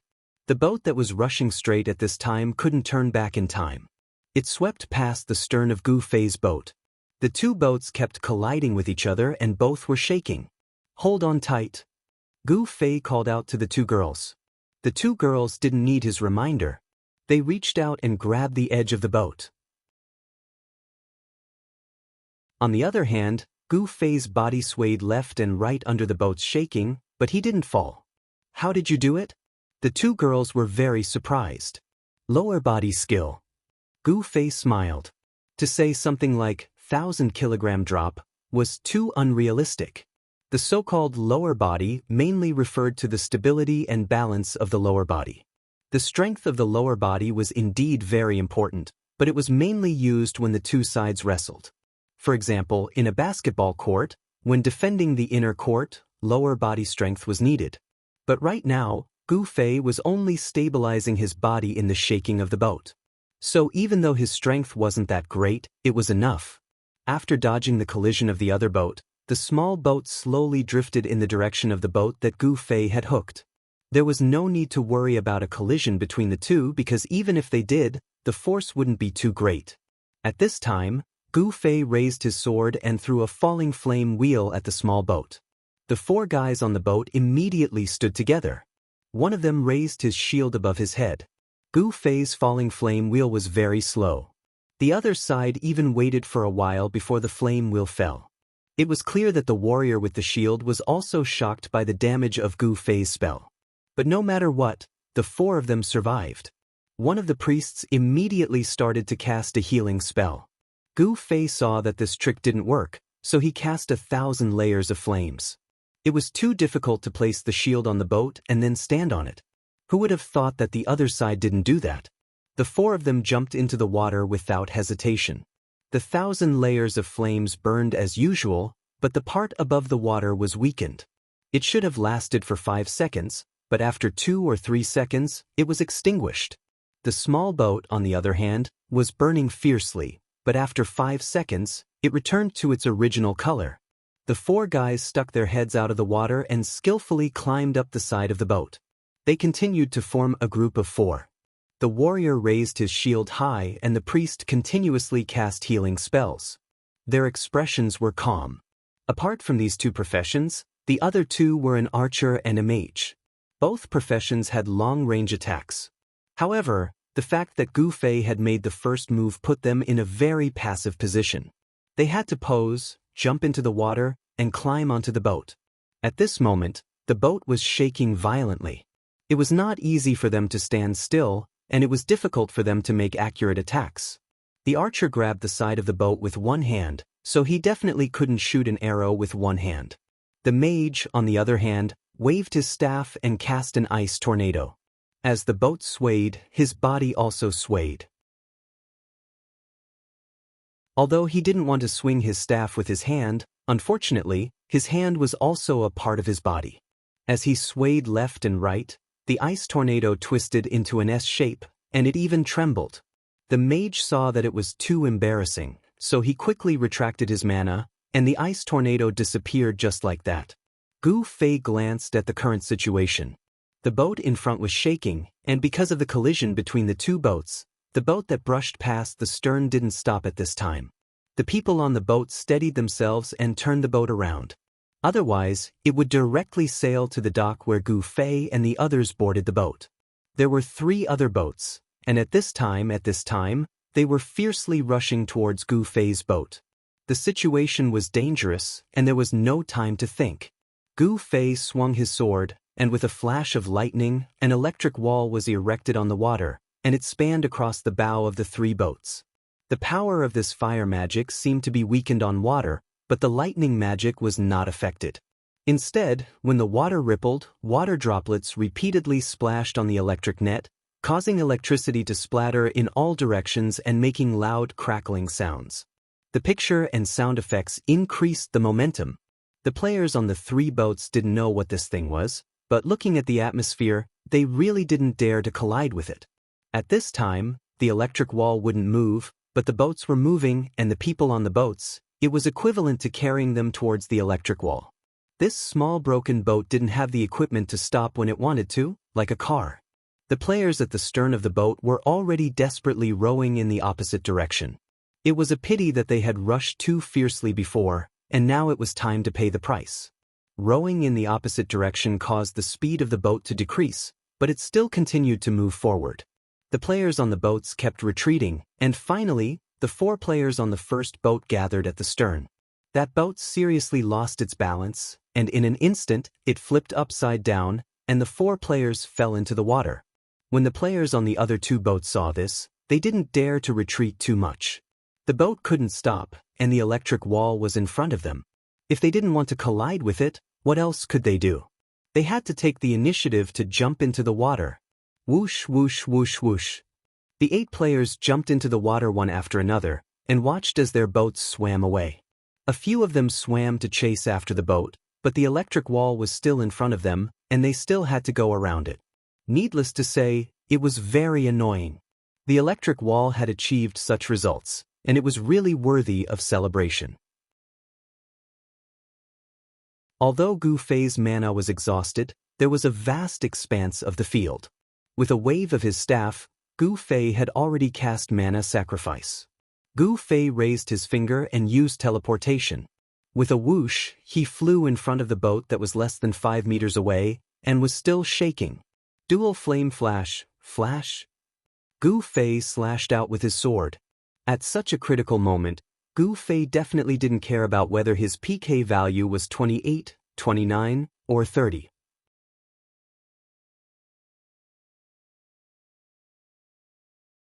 Chapter 354. The pitiful team of 4, the warrior was still holding his shield up high, pretending to be a pillar supporting the sky. Gu Fei flashed and appeared in front of him in an instant. This guy wanted to take down his shield to protect his front, but he found that Gu Fei was too close to him. He was so close that if he swung his shield down with both arms, he wouldn't be able to hit Gu Fei, so he could only hug him. Hesitating in front of Gu Fei was naturally a dead end. After Gu Fei's sword was completed, the warrior, the archer and the mage beside him were all dead. The priest was only safe for a while by hiding behind the three people. Once the three people were dead, Gu Fei took special care of him, slashing his head and face. Shi Xiaoyan was also having a lot of fun at this time. The 12 people were all in the water, and now 4 of them were trying hard to overturn their boat, while the other 8 were trying hard to chase their drifting boat. Shi Xiaotian pulled his bow and arrows, trying hard to bully this group of people who had fallen into the water. Speaking of which, these 8 people's swimming skills were considered not bad, but they weren't as excessive as the white stripe in the waves in the novels. They couldn't dodge the arrows shot by Shi Xiaotian in the water, and all of them hit their heads. It was very embarrassing. The boat that was initially riding the wind and waves finally turned around, but found that the scene was very different from when they sailed past. For boats, 3 people were swimming in the water, and there was no one in the water on the other boat, and there was no one on the boat. Only the mage in black was standing alone, and at this time he had already turned around, pointed his sword at them, and immediately chanted, "Dodge!" The mage on the boat shouted. From Gu Fei's technique, it could be seen that this spell was the 1,000 layers of flames of the cinder tree. Although nowadays mages cast spells in a low voice, so you couldn't hear what it was, but from the technique, experienced mages could still determine what it was. The heavenly wheel of fire was pointed high, while the 1,000 layers of flames of the cinder tree was pointed low. At this moment, Gu Fei's sword was pointing at their feet. Naturally, it was the fire tree 1,000 layers flame. If it was just an ordinary mage's spell, it wouldn't be a big deal if they clenched their teeth and endured it. However, Gu Fei's magic power was astonishing. Previously, the warrior who raised his shield to block Gu Fei's heavenly fire will had experienced it firsthand. So, when Gu Fei used the 1,000 layers of flames of the cinder tree, they jumped into the water without hesitation. The 4 on the other side had already received information that this person's spells couldn't be blocked. Seeing that the fire tree 1,000 layers flames had arrived, they also jumped very freely. Unfortunately, Gu Fei didn't release anything this time. He was just bluffing. If this was a normal land battle, it wouldn't be a big deal. At most, they would be tricked and run a few more steps. However, this was a battle on the water. If they were tricked like this, the consequences would be dire. It was not an easy task to climb back into the boat after entering the water. Moreover, the boat was very shaky and unstable. The previous boat had already demonstrated this awkwardness. So this time, the 4 of them did not board the boat. Instead, they stepped on the water and attacked Gu Fei. The mages cast spells, and the archers shot arrows. Gu Fei could dodge arrows, but there was no place to dodge a mage's area of effect spell on the boat. However, an ordinary mage's spell was nothing. Gu Fei brandished his sword, wanting to bombard the enemy mage with spells. But the enemy warrior had already covered himself with a shield, and Gu Fei's lightning spell was just a hair's breadth away from hitting the shield. Gu Fei promptly used a real fire tree 1,000 layers flames. This skill seemed to be weakened on the water, but it could burn a little bit. Who would have thought that the opponents would see through Gu Fei's technique and promptly bury their heads underwater? Dodging the fire tree 1,000 layers flames, which couldn't be used on land, was finally realized on the water. These guys actually hid under the fire tree 1,000 layers flames. Gu Fei was speechless as he looked at them. After the fire was extinguished, their heads resurfaced, and they continued to attack him while baring their fangs and brandishing their claws. Just when the 4-man team thought that Gu Fei had run out of tricks, Gu Fei's flying hook shot out again, and then he suddenly pulled back his arm. "Hey!" The mage of the 4-man team shouted as he drank some water. Gu Fei's flying hook actually hooked onto his robe. At this time, Gu Fei forcefully pulled back. Gu Fei's boat swayed, but the mage had already been pulled out by Gu Fei. Gu Fei at least had an accessory that increased strength, so ordinary mages couldn't compare to him. But the other side still had a warrior, so he hurriedly stretched out his hand to pull the mage back. Unfortunately, this short moment was enough for Gu Fei. He pointed his sword with his right hand and cast another lightning spell. A bright light struck down, hitting the mage who was half above the water. The warrior grabbed over and caught a ball of white light. Gu Fei's left hand hurriedly pulled again, and the flying hook flew out of the water and returned to his hand. The four-man team was enraged. But at this time, they had completely run out of tricks. Other than the mage's area of effect attack, other attacks were easily dodged by Gu Fei. The group of swimmers on the other side, under the torment of Shi Xiaoyan's arrows, also formed a small team. The warrior swam in front with his shield, while the others hid behind. They had actually given up on chasing their boat, and wanted to swim directly to Shi Xiaoyan's boat. After dealing with the mage in the four-man team, Gu Fei temporarily ignored the other three. He looked back at the situation, and immediately swung his sword again. Fuck, be careful. The three-man team saw everything clearly.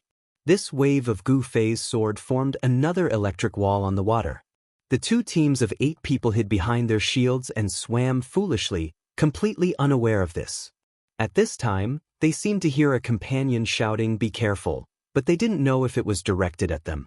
While they were thinking, the two warriors in front of them had already pushed their shields against the electric wall, twitching a strong twitch. Similarly, on land, this may have looked a little funny, but in the water, these two warriors twitched like they were drowning.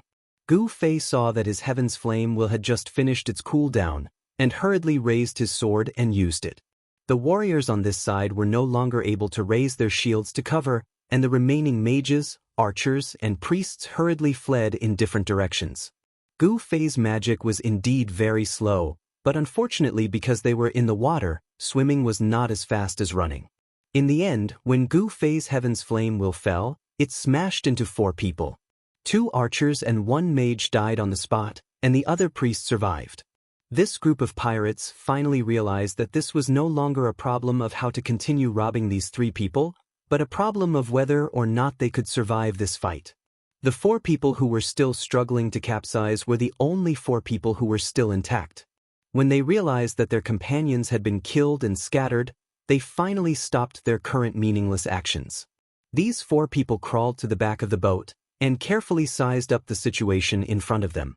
The 3 of them held onto their shields and wanted to cry but had no tears. The 2 warriors pushed their shields against the electric wall and were about to die from drinking too much water. 1 mage and 2 priests, they had just survived a catastrophe and were currently in a state of panic. Gu Fei saw that his PK value had jumped to 36 and was in pain, so he didn't have the heart to continue killing. After teleporting back to their boat, the 2 girls chose to avoid looking at him. Gu Fei majestically stood at the bow of the boat and looked around. A bunch of people who had fallen into the water chose to avoid looking at him. The archer hiding behind the boat mustered up his courage to sneakily shoot an arrow, but was struck down by Gu Fei's sword. Gu Fei took the opportunity to shoot a flaming 3,000 layers flame towards them. The 4 of them were so scared that they immediately dove into the water, and even after the flames were extinguished, they still didn't dare to show their heads. Only when their HP started to drop did they dare to resurface. The 3 people's boat had long since rowed far away, and only their empty boat was left. Lonely, lonely. The survivors swam, and each climbed onto the boat, and looked at each other with their bodies dripping with water. For the first time, they felt that the water here was so cold. "Is there anyone chasing us?" Boundless Mang, who was rowing the boat, asked Gu Fei, who had run to the back of the boat to pay attention to those guys. "No." Gu Fei shook his head. "Who's it? What are they doing?" Boundless Mang asked. The PK had come to an end, but the reason for this PK was not clear. From the beginning to the end, the 2 sides didn't say a word. "It should be a robbery," Shi Xiaoyan analyzed, and the method is very similar to the guy from before. With their profession, they are obviously long-range attackers, but they actually wanted to crash into us. They probably want to give us a show of strength, let us know their advantage on the water, and then force us to pay the toll. As for whether they will let us go or kill us, Shi Xiaotian said, and glanced at Gu Fei. A guy with a high PK value like you is the favorite of robbers. They probably won't let you go so easily. Robber group. Gu Fei muttered. He suddenly thought of Remnant Dreams Group. Their group was a large group that spanned across the main city. What relationship did the pirates of Waterfront City have with them? Thinking of Remnant Dreams' death? Shi Xiaotian actually saw through Gu Fei's thoughts. I'm also thinking that it's very likely that they're together. Don't you hang out with them? Never heard of them? Gu Fei said. No. I don't really understand the situation in Cloud City.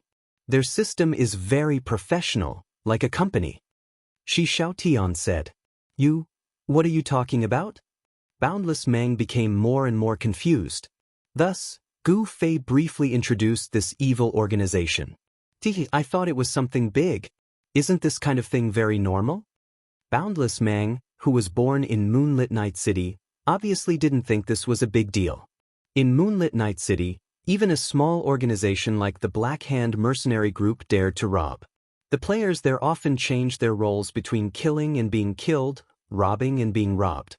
That kid from before should be together with this group of people. Otherwise, there's no reason for them to suddenly know that there's a ship of people on the water, right? Gu Fei continued to analyze. Yeah, and that guy, it's very likely that he came out to hunt. Shi Xiaotian said. Hunt. This term was too technical. Gu Fei and Boundless Mang didn't understand. They robbed themselves, but not the organization. In their system, this kind of behavior is called hunting. It's something that they can't say to their superiors, but tacitly understand to their subordinates. Shi Xiaotian said.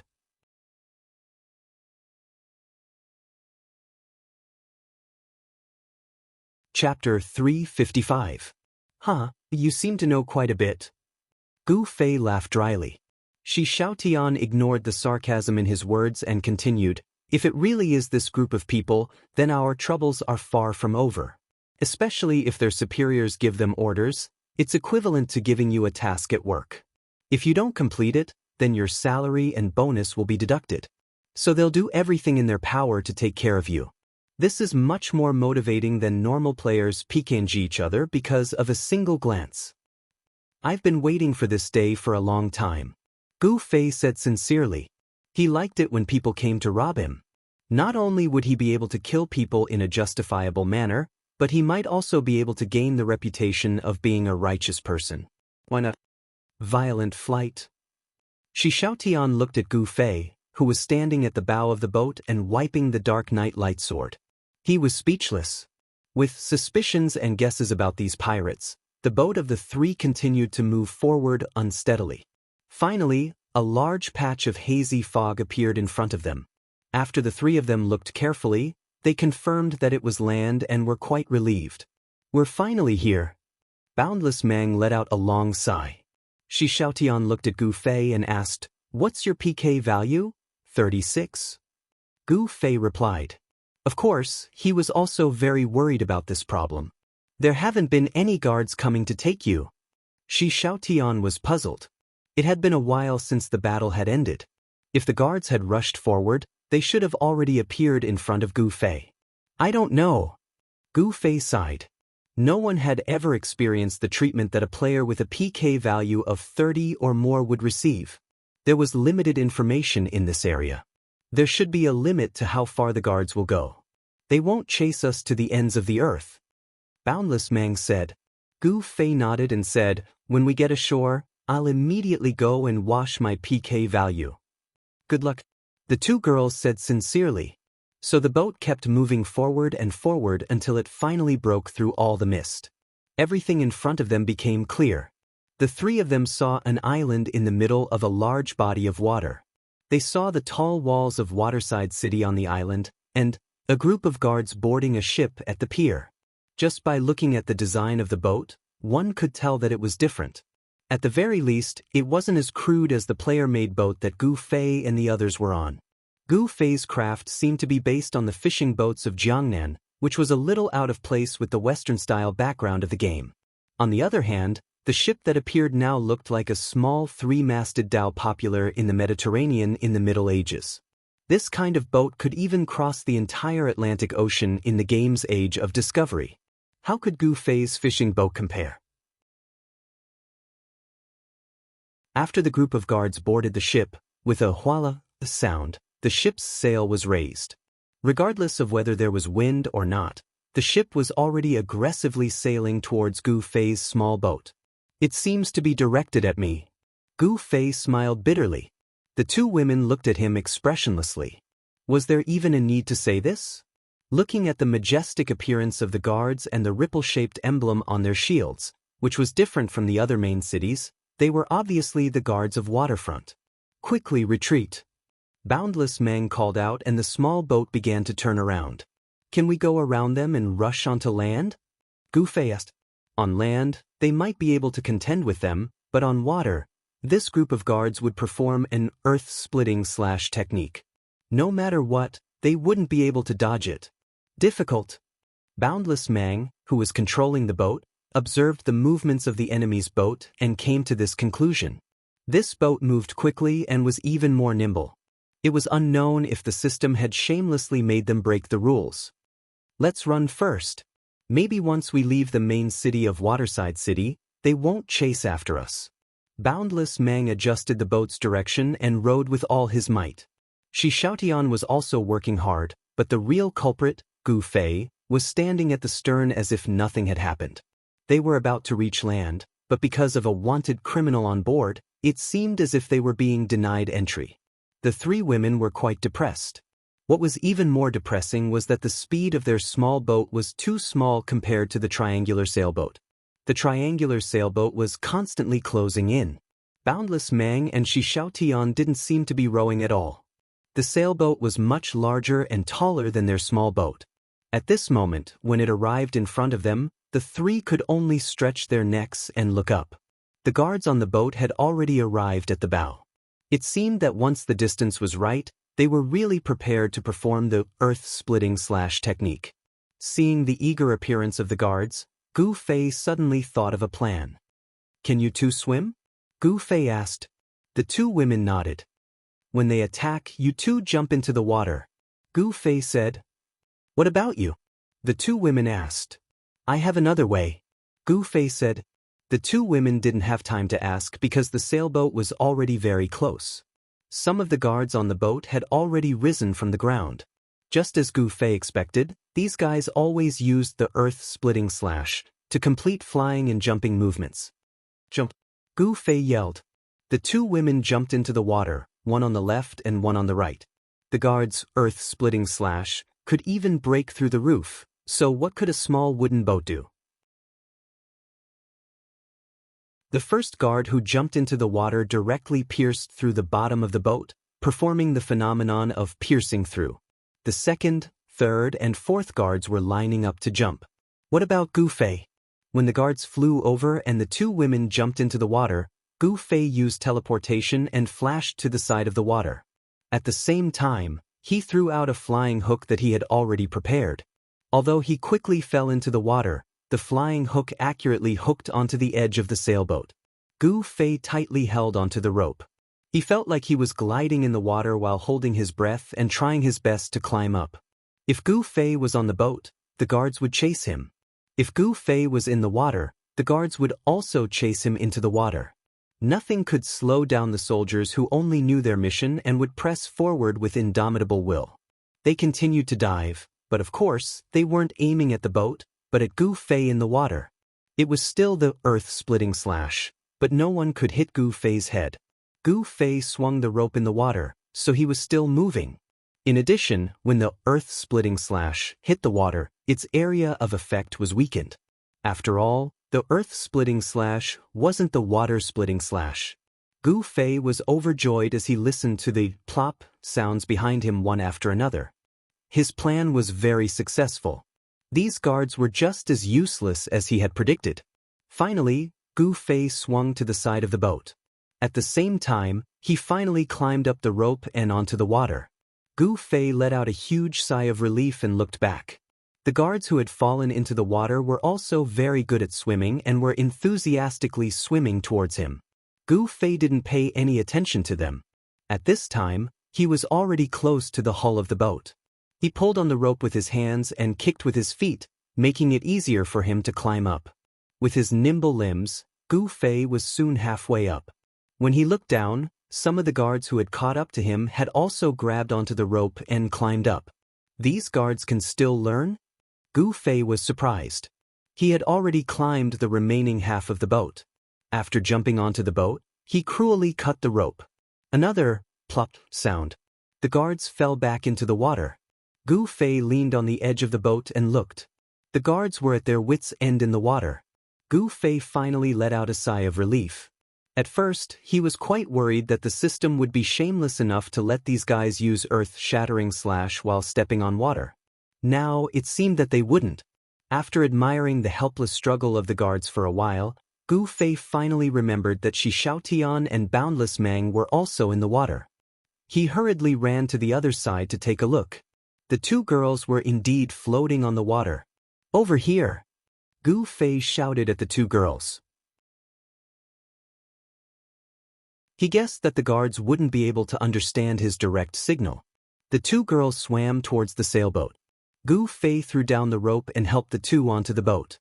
After jumping onto the boat, the two immediately climbed to the other side of the boat to admire the guards who were struggling in the water.